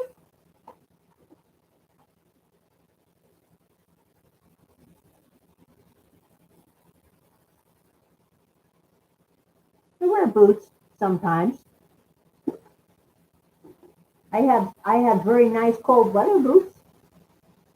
Yeah. I have a pair of combat boots. I really do. They're Somewhere. desert combat boots. Yeah, somewhere.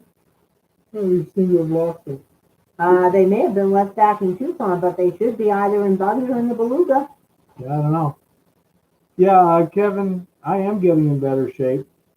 Mr. Fang, I will tell you, those epidural needles, it really does depend on who does them. Because when I was getting stuck with them, 6 of them in my lower back every 3 months, there was one dude over there that did a beautiful job. I mean, we're talking no heat lightning down the legs or anything. Never had a problem with him. There was this one chick, oh my word. Heat lightning down the legs and a heat lightning headache. It was ridiculous. I'm very lucky. Generally, I've been pretty healthy all my life, and I respond well to most medical treatment. Medicines work the way they're supposed to on me. I heal from surgeries and stuff like that. No, Terry, I'm not testing you, but I know my luck. I know how dudes are. Dudes are fine at crowing and playing cock of the walk as long as they don't have to come through. One of the reasons that I am so blessed with Bear is because he could not run fast enough to get away from me. And he is, I think, frankly, a little bit too lazy to go looking for something better because he knows he's prime material in our age group. I mean, he knows this. Well, there'd have to be something better to go looking for. There's a number of criteria. Wow. I'm glad you've got your daughter's flat tire taken care of, Patrick.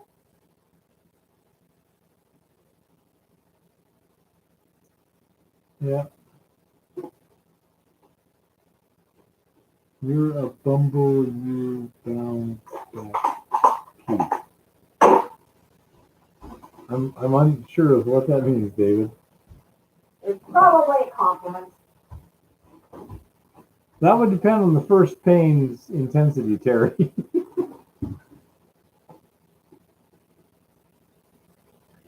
I know when they cut my chest open, I can feel my chest and my back. Hey, Adam, how's it going? I'm way behind you here. Hi, Adam. Oh.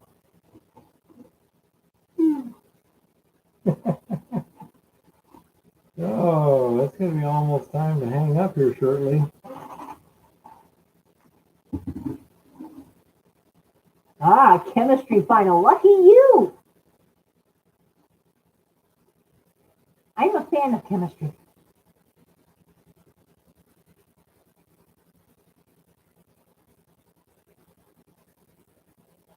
Well, I'm glad it worked out reasonably well for you, Mr. Fang. Yeah, there are some good doctors in Prescott. I wonder why.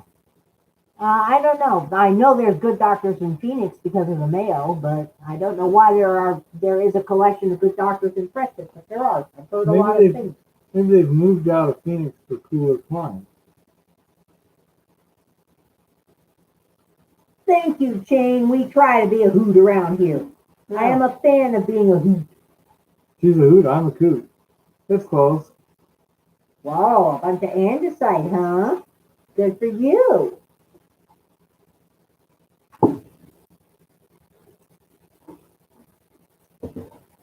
I pick not, Chris.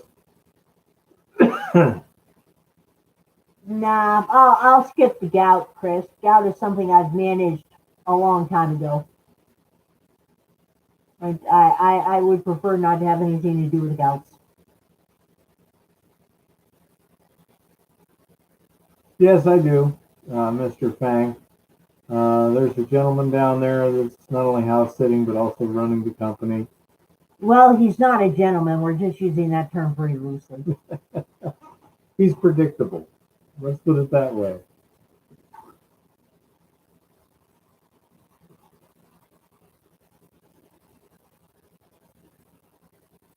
Where are you at, Shane? And how fine do you need to crush it?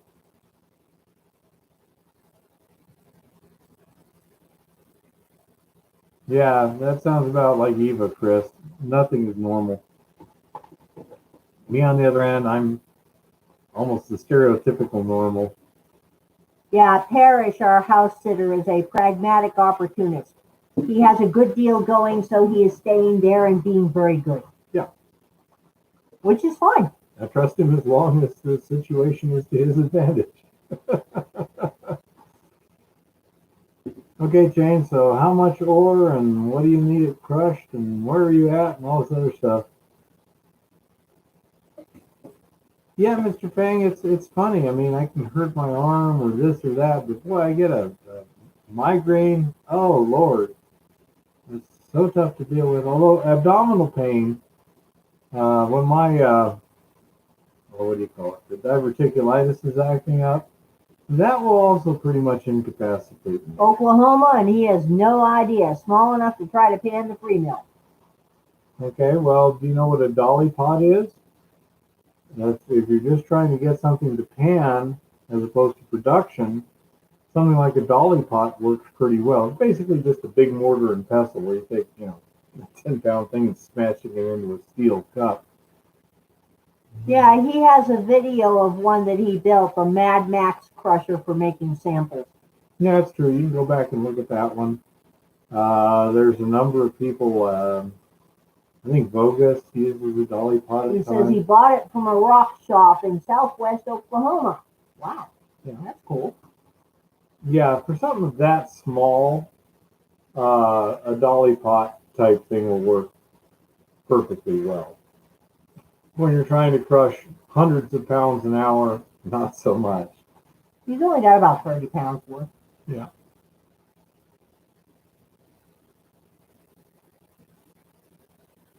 Well, you can start with a few and see how it works. If the initial tests show that it's got good stuff in it, you can also look around and see if somebody's got a little chain mill around. Um, you can buy a pretty inexpensive chain mill, like $1,600 or something like that, I think. They're not designed for industrial applications, and so it would, be much more suitable for what you're doing. Stuff like I'm building, the one I'm building for Jimmy, I'm looking at somewhere around 3,000 for the next one. This one I did.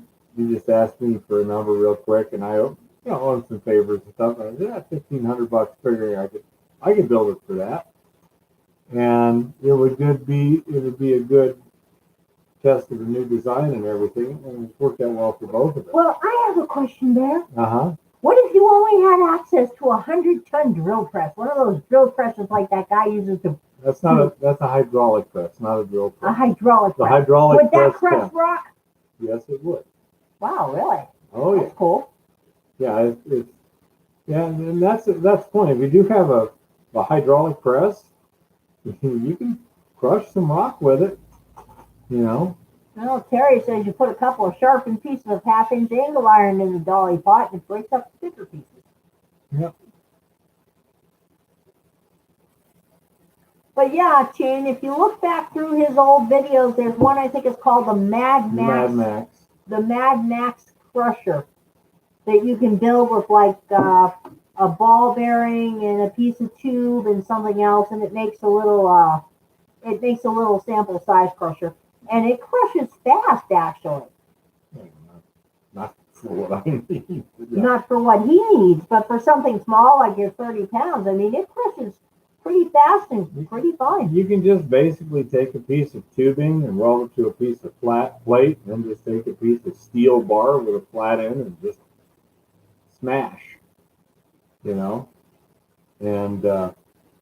it'll work. It's slow, but it'll work. Again, if you're getting just for hand panning and stuff and for fun, not a problem. It gets you in good shape. The other thing we've done before is we've had a little box or a little area where we had a steel plate on the ground, and we took cinder blocks and built around like a little cube, and then just used a sledgehammer on the rock inside that area.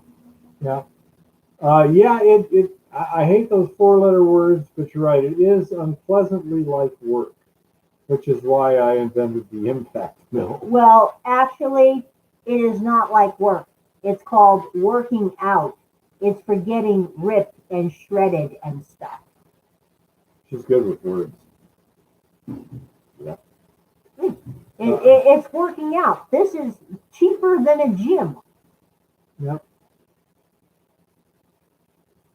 A wedge at the bottom of a matching shape with a 5-foot steel bar. Pinching. Yeah. I can see where that would work. That might work, yeah. Basically the same principle as a rolls crusher or press. Yeah. Exactly. You took a rock to the forehead, huh? You need better practice. Yeah. That shows the angle of your sledgehammer was off here. Yep. Wear a hard hat next time. It makes you look macho. Motorcycle helmet with a visor. Yeah. Motorcycle helmet with a visor, but a hard hat looks more macho. It really does. Yep. No, I say last Saturday, and we were busting up sidewalk, and I think my experience with a sledgehammer came in quite handy, knowing how things break and how they don't. By the time I was done, teaching them how to do it, they were going about 10 or 20 times faster than that demolition hammer could. Yeah. Well, seriously, Shane, you play around with a sledgehammer breaking rocks enough and you'll end up looking pretty darn macho. Yeah, when I first There's a lot to be said. And I've told a lot of guys this when I belong to a group on Reddit for keto dieters because I eat keto. And the guys are all like, well, I'm skinny fat now. How do I get in shape real fast? And it's like, you want to get in shape and get paid for it? Go to work for a landscaping company. Just plain, trainee level grunt work and do that for the summer and you will be freaking ripped at the end of the summer. And the thing is, what a lot of people don't realize is the way you build muscles when you do manual labor, you actually end up looking better than those dudes that do the machines at the gym. Let's go to PayPal and that's Because our ID. when you're building muscle doing different manual labors, you're working the muscle groups the way they're supposed to be worked.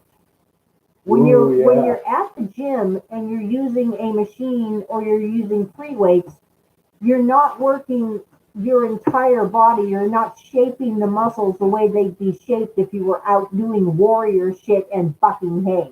Yes, bucking hay will do it. Yeah. Yeah. Mr. Fang, sitting around in the winter was not good. Also, getting my gallbladder out has helped. We just got some test results back today where they did just routine blood tests and stuff like that. Rita was quite pleased with them.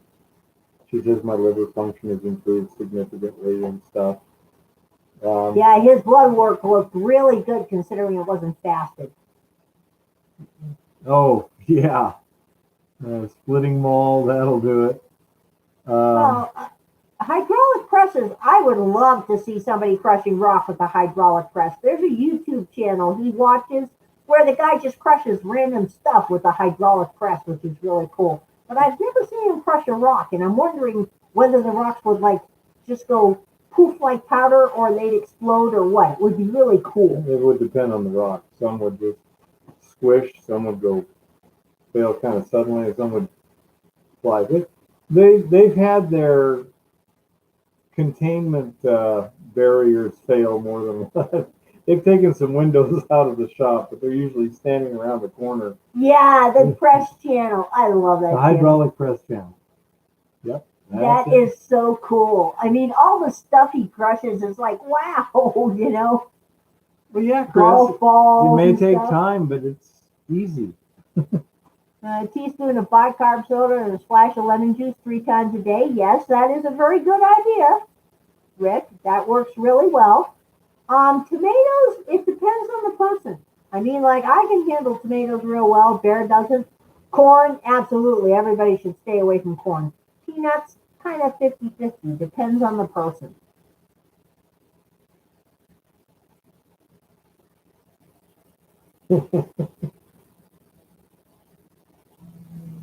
Yeah, that would work. They just put a containment thing around. Yeah, the hydraulic press channel is pretty funny.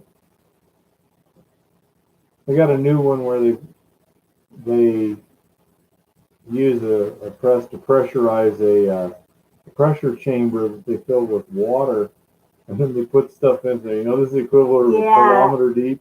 Yeah. Stay clear of docs that mention genetics. Another one, some new scammer company out there. You take a home blood test and you send it in and they tell you what foods you have intolerances to.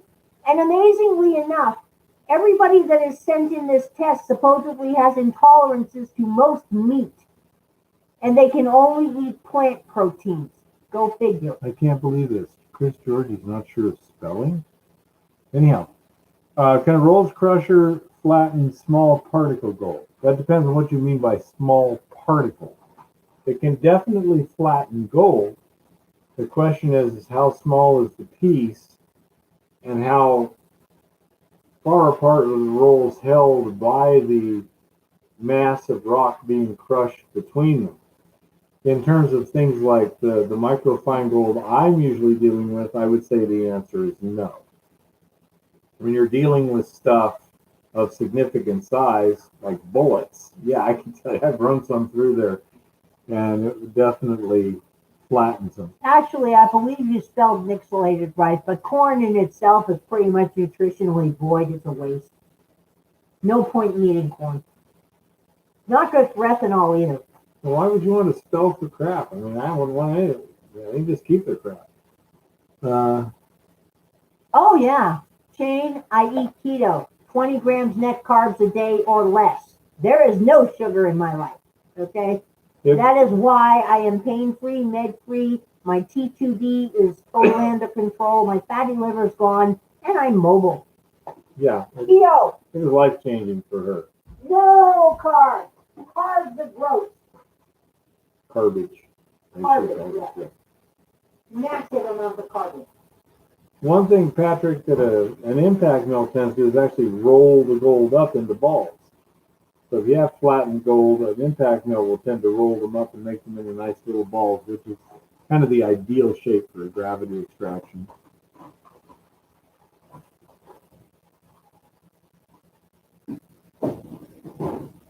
You could, Chris. Rolls crushers also are not going to give you a fine grind. If you're trying to grind rock, you're probably going to want to get somewhere, south of 50 mesh for sure, and maybe 100 mesh. Rolls crusher is not going to do that very well. An RC46 runs about 50% minus 30 mesh. If you run it through a second time, it's about 70% under 30 mesh. Not a fine grind. It's fine for a feed from an impact mill, but quarter-inch minus works just as well. So when I'm using the RC46 to crush for my impact mill, I open the rolls completely up to eliminate wear on them.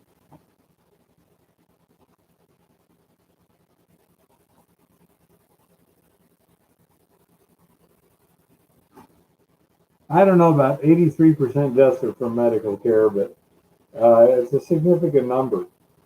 Yeah, it's definitely a lot more than from guns. Yeah. Well, it depends on how you define medical care. I mean, if you put in misdiagnosis, medical malpractice, over medication, etc., the number probably gets pretty high. 83% of all people? I wouldn't think it was 83%. No, I agree. It's substantial though. It's a lot bigger than many of the things that they're scared to death about. Trying to change society to deal with the horrible crisis, but they don't want to take on medical malpractice or anything like that. I'm talking about like gun control. Oh yeah. The epidemic of deaths of blacks at the hand. Yeah, that's a very good idea, Shane, is the GPAA chapter, see if anybody's got a crusher. Yep, exactly.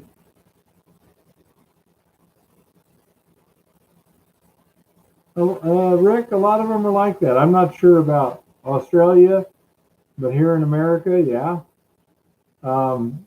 They're getting a new system in, which I don't think you can do in Australia because it's kind of like mandated government medical care, I believe. But they're actually getting doctors here going back to doctoring, more preventive medicine. You just pay them a monthly fee and you get what doctoring you need. And it winds up a lot cheaper and a lot more effective. Yeah, we have some doctors that are rebelling against this whole pharma and corporate medicine and assembly line medicine, 10-minute appointments and such, which is good. Yeah, David brought up a good point. There's something called the Cobra Crusher out there, which is it fits on an angle grinder. And it's a small impact mill, and it'll work a lot easier than a dolly pot. Yep.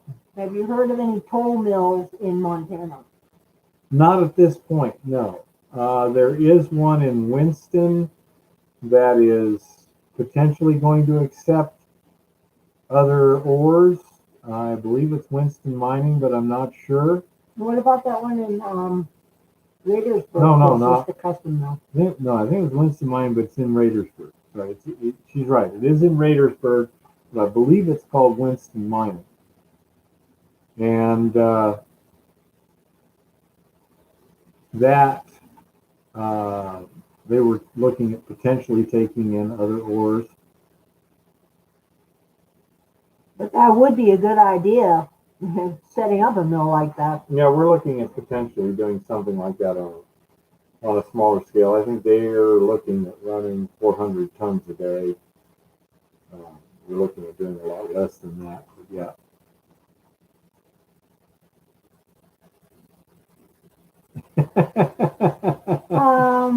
That one? You mean Ward Malarkey and his sidekick, Lady Heels Up? I'm ignoring them as much as humanly possible.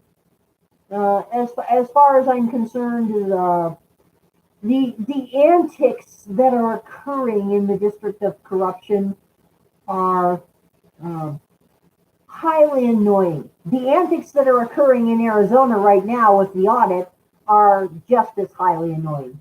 Well, the thing that's interesting to me, Mr. Fang, is if in fact this election was totally legit, totally up and up, and there's not a problem there, why are they so worried about giving it a very careful once over? I mean, if somebody's selling you a car and you say, I want to take it to my mechanic, and they go, oh no, you can't take it to a mechanic. It's running fine. There's no reason to take it to a mechanic. If you take it to a mechanic, you don't trust me, and you can't do that. Don't take it to a mechanic.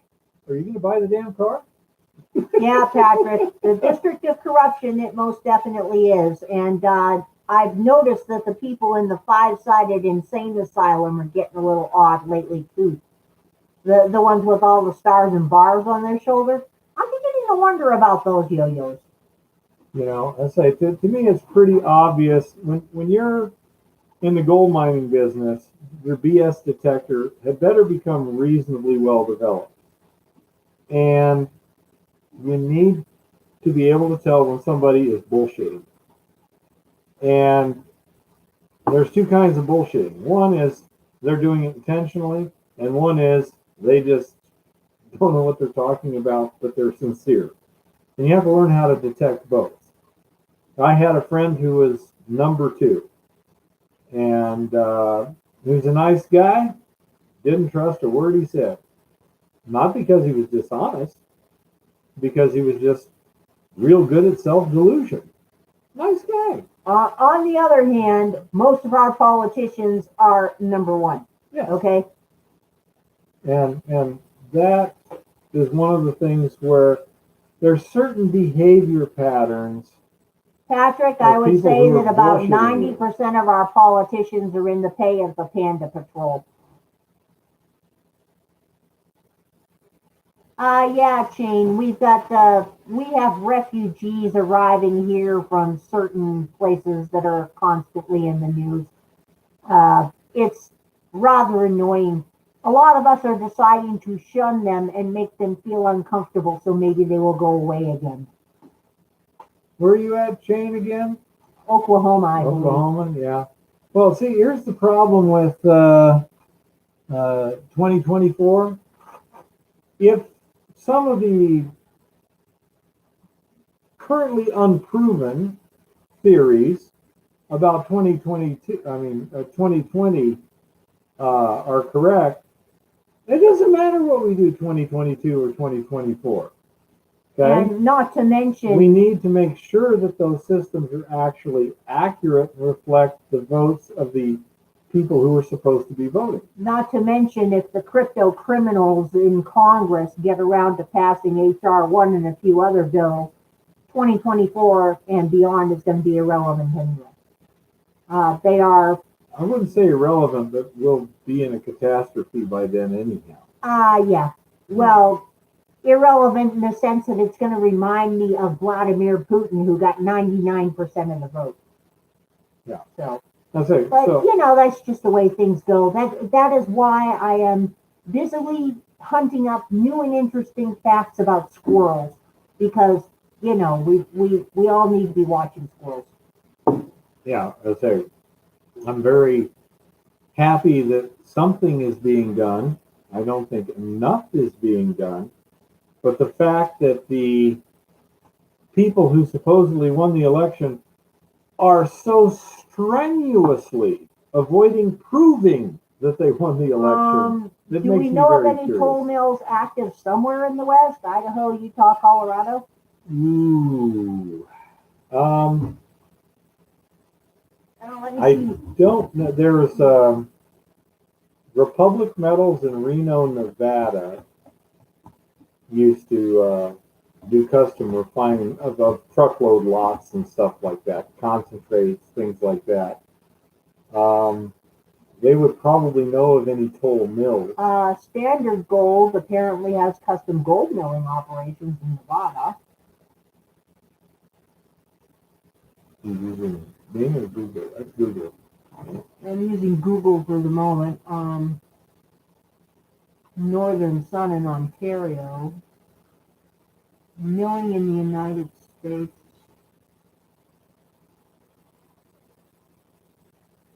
Well, one of the reasons we are allergic to bullshit is because it gets you killed in money.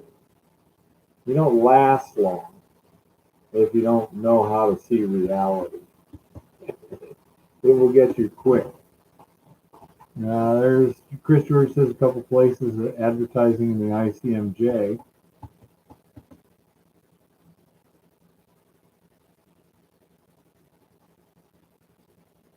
Patrick says there's one coming online in Colorado.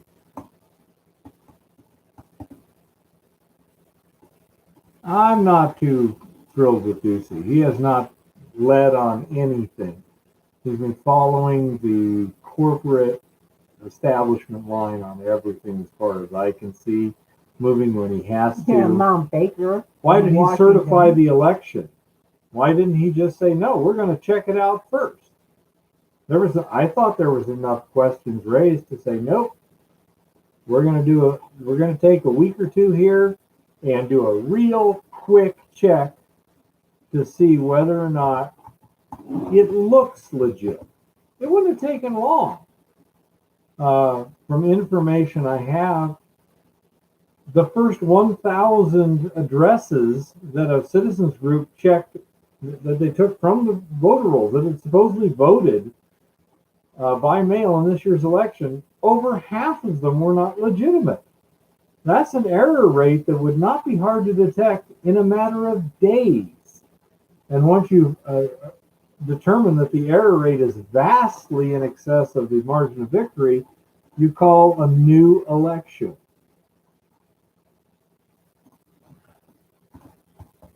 Thank you, somebody who just sent me some money. It didn't tell me who it was, and I won't mention the corporate name since nobody has told me to that it's okay. But I'm seeing a lot of them, believe it or not, for food. Yeah. Because toll milling isn't just for ore. The public had questions. The public, to me, it's very, very probative that the Democrats who say they won the election, instead of simply proving it, which would have resolved all this resistance, were extremely resistant to even attempting to prove it. To say, look, okay, you've got questions, we're confident, so let's see if we can get together and figure out a procedure that will reassure both of us as to what the actual results were. Well, guess what? They didn't do that. They said, no, you can't look. They told the Arizona Senate, you can't look. What the hell? What does that tell you? Yep. Yeah, apparently there's all kinds of toll milling stuff. I'm finding food and everything else, but not seeing much for mining, so we'll have to keep looking. But anyhow, I'll say I'm quite concerned that some of the worst case scenarios may be correct. I don't know if they are, but it would be easy to find out if they would simply do it. Big brother, where art thou? I believe he's in D.C. Yeah, exactly, Patrick.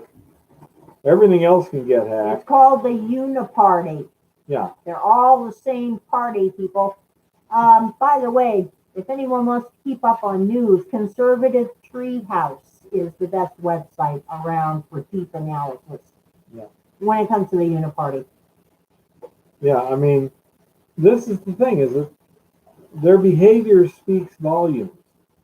They don't want to prove they won. So it's like if you're playing a football game and there's a play, and the opposing team says, "Well, that was a penalty there," and the other team says, "No, you can't look at the replay." Well, I do agree with you, Mr. Fang, that we need to speak up. One of the problems with speaking up is when the information stream has been totally compromised, as our information stream has been compromised. It's very tough to speak up because it's very easy for people to shut you up. Yeah. And that is very true, Patrick. We owe that man a heck of a lot. Yeah. Doesn't matter, even just talking about this right now. I told him months Willing and and months losing my ago. channel. I told him months and months ago that this stuff was going to happen. Wasn't sure how it was going to happen, but I knew it was going to happen. Exactly. That's why I listen to her. She'll tell me stuff, and I'm like, I don't think. She told me about the Uniparty like before Trump. Okay. Before everybody. You know, she said, no, they're not two different parties. It's the same party. It's like professional wrestling. You got the professional good guys, the professional bad Believe guys. it or not, he used to vote for McCain. He actually thought McCain was a conservative. Well, he appeared to be for a while, but when it was 1992, I think, in that election there, it became clear that he was more worried about getting reelected than doing the right thing. Substantially more worried. And that's when I went, yeah, sorry. No respect anymore. And you thought Romney was going to win? I told you Obama was going to win again. Yeah. But, I mean, in 92, I voted for a black man for president. It was Alan Keyes.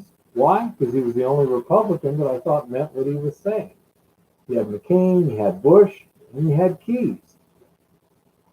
If you say one thing, conservative black people in the public eye, they've got to be tough because they are catching flack everywhere. The reason Ben Carson does not catch flack is because he is so quiet.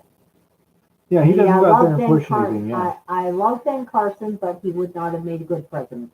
I think he'd make a great Surgeon General. He should have been made Surgeon General. Yeah. No, Romney did not stand a chance, but then again, Romney is a rhino idiot. The man is hopeless. Mittens is hopeless. Oh, yeah. I saw Romney getting booed in Utah. That was amazing. Yeah, and they still sit there and say, but we're the people in the right. It's like, yeah, right. Mm-hmm. Oh, yeah. Yep. Yeah, it's one of those situations really, really unfortunate. I think it's very shortly going to turn into very, very sad and very, very dangerous. And then where it goes from there, only the Lord knows. You know? But in the meantime, we are going to mine, and we are going to become experts on squirrels. Yeah. And all things squirrelage. Yeah, we need to get some more of my stuff downloaded and off of YouTube and start another channel somewhere else for safety's sake. Yeah, actually, we are planning probably toward the end of the summer, toward the fall. I'm going to try to migrate there onto Rumble or somebody else, maybe Locals or something like that, to see if we can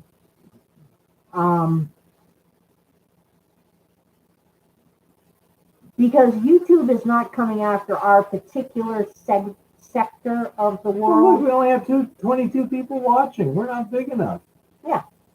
Only algorithms watch us. One time I showed a rifle on my live stream. It got shut off and deleted automatically. There's no way a person saw that. Yeah, it was done in seconds. Yep. Actually, it was done in minutes, but I mean, yeah, I just immediately shut it down and, deleted it. I couldn't even find it, So, I want to get some of my best stuff and download it back so I've got a copy of it. I lost a hard drive a while back. And then we can start a new channel. One nice thing is, first of all, if there's nobody else big in gold mining there already, like, Dan Hurd or Jeff Williams, well, I'll be the biggest. And by being able to select through, I'm over 200 videos now, and just select the best, 30 or 40. Let's select the best 52. Well, I can sit there and post one video a week for a whole year without even having to make anything new. Yeah.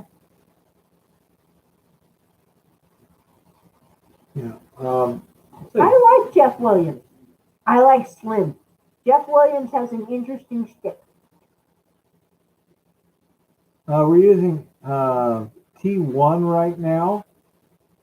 How hard is it to cut? Haven't tried drilling it yet. It grinds a little slower than regular mild steel.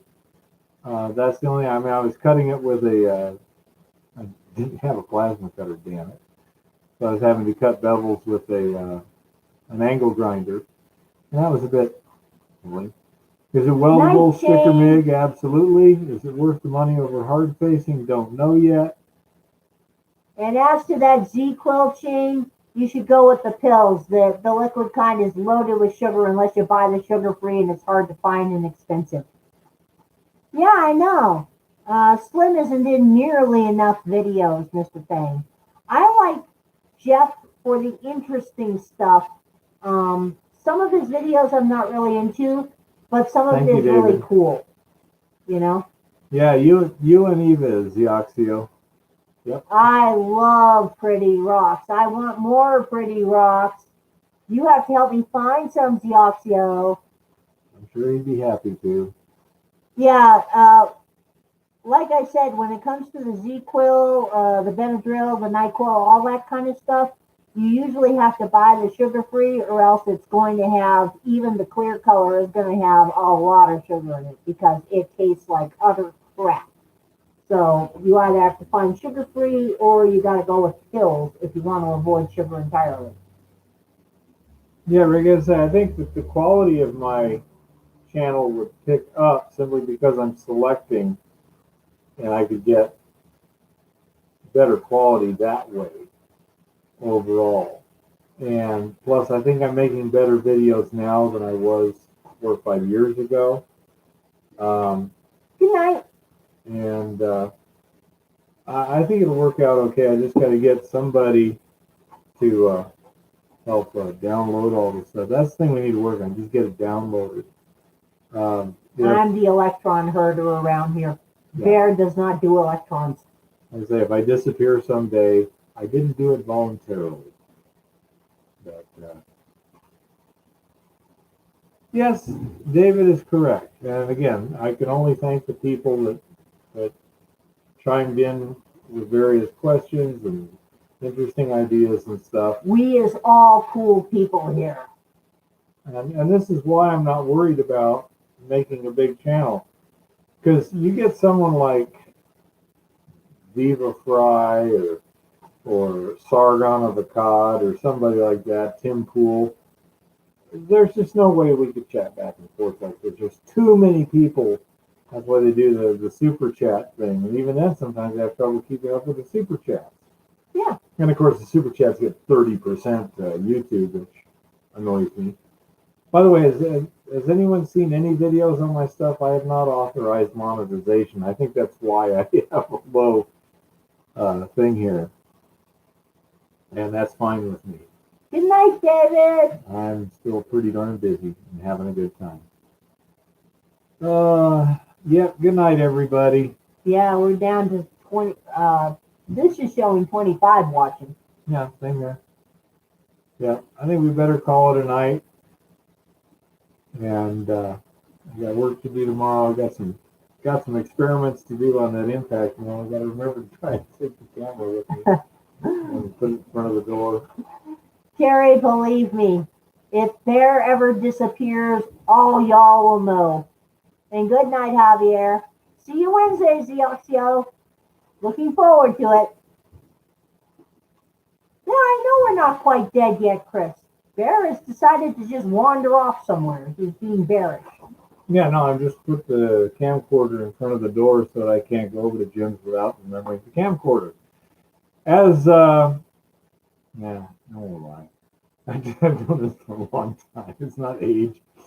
It's just my brain is always doing something, and it's rarely where I'm at right now. So things like this happen all the time. Where was I today? We were driving back, and I was like, okay, I got to file that document at the county recorders. And I went, well, first I need to get it notarized at the bank, which I'd already driven past. And then when I got to the bank and we're looking at it, it's like, crap, I got to go to Townsend. This is Broadwater County. Mr. Fang says he wants to see a series where you start from the beginning, looking for a claim, finding an area, research. If the area comes up snake eyes, it's still good learning. Absolutely. Well, that's what I'm planning on doing in terms of the research and the claim staking and this and that. Kevin is crying. He wants you to stay. Oh, I'm sorry, Kevin. Good night, Argonaut. But yeah, Night, Terry. I'm working on a thing from the beginning: the research, find the claim, stake the claim, and put the claim into operation. We've got one good possibility right now. Starts with an M. And hopefully that one will work well. Okay, Zioxio, I could use you over there at Montana B sometime or whatever. Well, we ought to bring Zioxio over here one day since he's now working for those people. Didn't he say he was working for those people? Yeah. Since he's working for those... hang on ropes on a 60-degree decline, Zioxio? You got the basic skills. It's not that hard, that ladder. Well, I think since Zioxio is now working for those people, he should come on some night and be interviewed and answer all those questions. Yeah. Yeah, well, you still probably hear stuff, dude. Yeah, that's what I'd like to do that. I agree. I'm actually working on it. Some of the stuff you saw like yesterday was examples of what would be in those things. Badruddin is back and saying good morning. Badruddin. And I need, again, to really show what I'm doing, I need to pick an area that's not an area of interest of my principal here, so I'm not betraying any confidences or anything like that. It should be easy to do down there over by Jimmy's neck of the woods or whatever. And research something, find a target, go down there, stake it, sample it, and hopefully make something happen with it.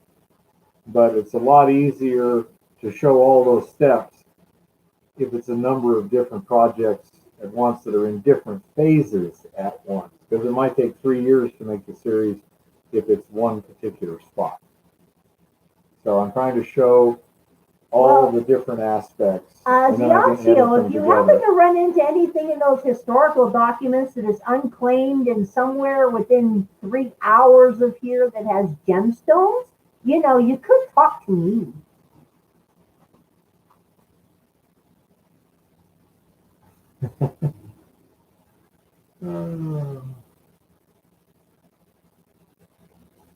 The Greaterville guy who said he had a good spot there? The area he talked about was just to the north of the mine that I did the video on.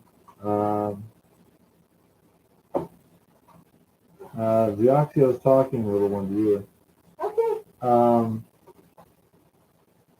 What was the name of that mine? I forget. But anyhow, just north of that, he said the placer there was pretty good. Okay. If you don't remember the mine, then I can look it up and find out. Probably have to go on to Google Earth, but yeah.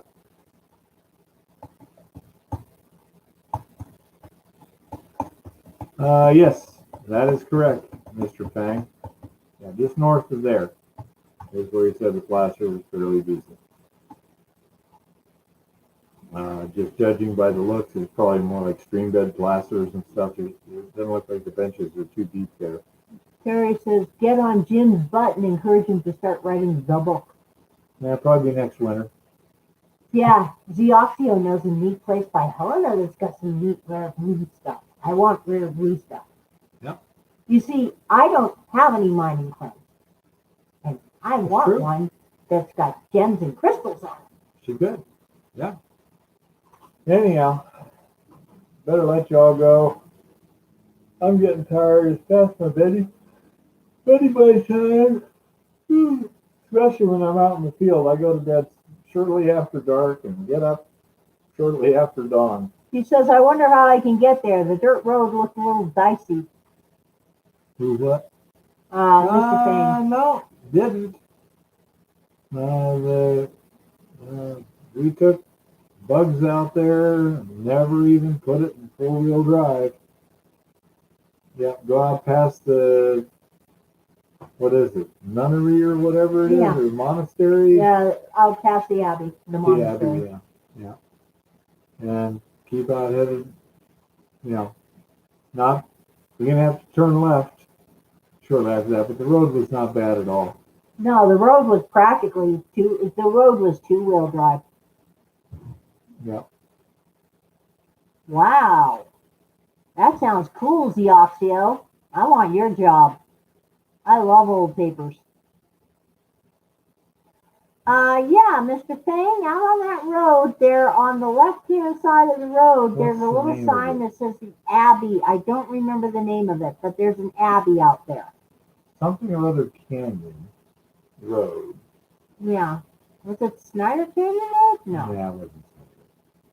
Gardner Canyon Road. Gardner Canyon Road, yeah. And you go about a mile and you turn north and you go past the Abbey and circle around, and then you have to turn left and you go down a hill and up the Kentucky Gulch or something like that. I believe it was Kentucky Gulch. I'm not sure. I might be wrong on that one. But yeah, and then head up there and then just north of the Snyder Mine. Yeah, Mr. Fang, the Abbey's going to be on the left-hand side of the road, and there's just a little sign that says Abbey, and it's just some sort of white building.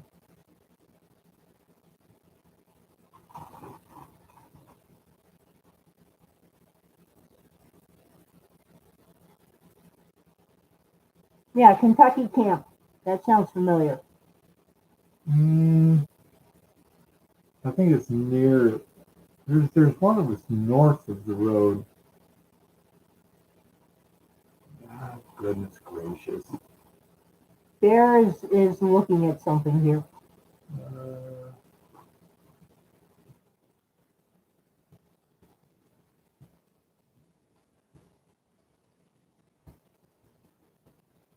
Come off it.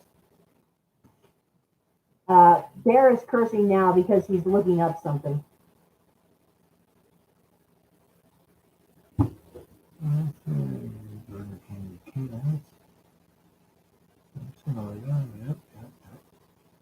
Okay, take Gardner Canyon Road, then hanging north on Fish Canyon Road.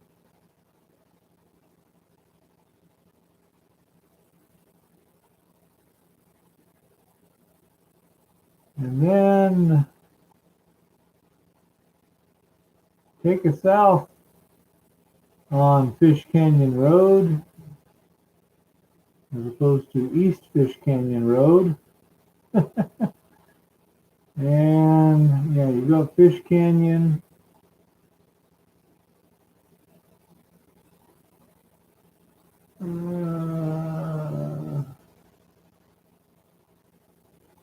Yeah, and then Fish Canyon Road will hang a hard south after a few miles going up the canyon.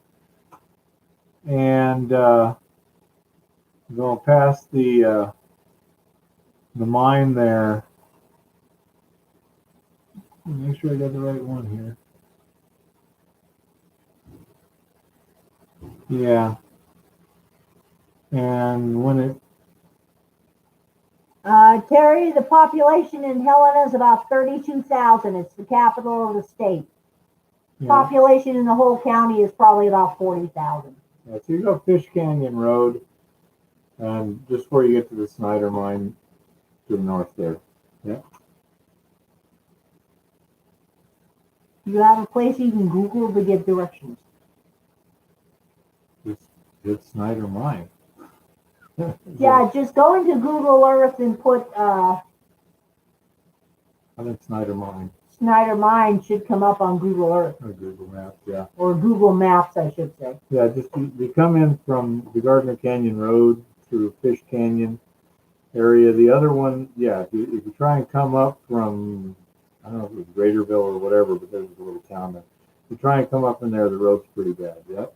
Yeah, you want to come in from Gardner Canyon. The road was two-wheel drive practically for a car. I mean, literally, when we were up there with Bugs, Yeah. we were seeing passenger cars going to the Abbey and going to camping areas and picnic areas a couple of miles beyond the Abbey. Helena is very livable. This is a great little town. I love it here. I mean, we've got a beautiful state capitol building. We've got a Walmart. We've got a bunch of other stores and stuff. Very, very livable. And good prices. When I take that road headed to Snyder, it drops pretty steep. It's a little dirt road in town. Yeah, it will drop pretty steep there. There's a couple little spots that are maybe a little scary looking, but they're not really. Well, I meant livable, Mr. Fang. We do have leftists here. Unfortunately, they've infested our local government to some extent, but I'm pretty sure we can root them out of our local government if we try. How many ton press are we talking? Depends on how much rock you got. I mean, you could probably use a 20-ton press if you were only crushing like a Mr. Fang, 2-inch. you may have noticed Tucson is full of leftists. Tucson is leftist infested. The cancer has metastasized throughout Pima County. Another good reason not to do that. Left tested. Yes, left tested. Well, if you want to keep talking, you can a little bit, but I got No, we gotta get to bed. Bear needs to go to bed. All righty. Well, thanks everybody. Another successful live stream. Thanks to you folks. I appreciate it. And we will try and have some more interesting stuff next week. Okay? Yeah, next week we'll have all kinds of interesting stuff because we're doing some interesting stuff on Wednesday. Stay safe, everybody. Good night. Happy prospecting and keep it safe out there. I think that was a hint. Did someone detect a hint? Happy prospecting and keep it safe out there. Thank y'all.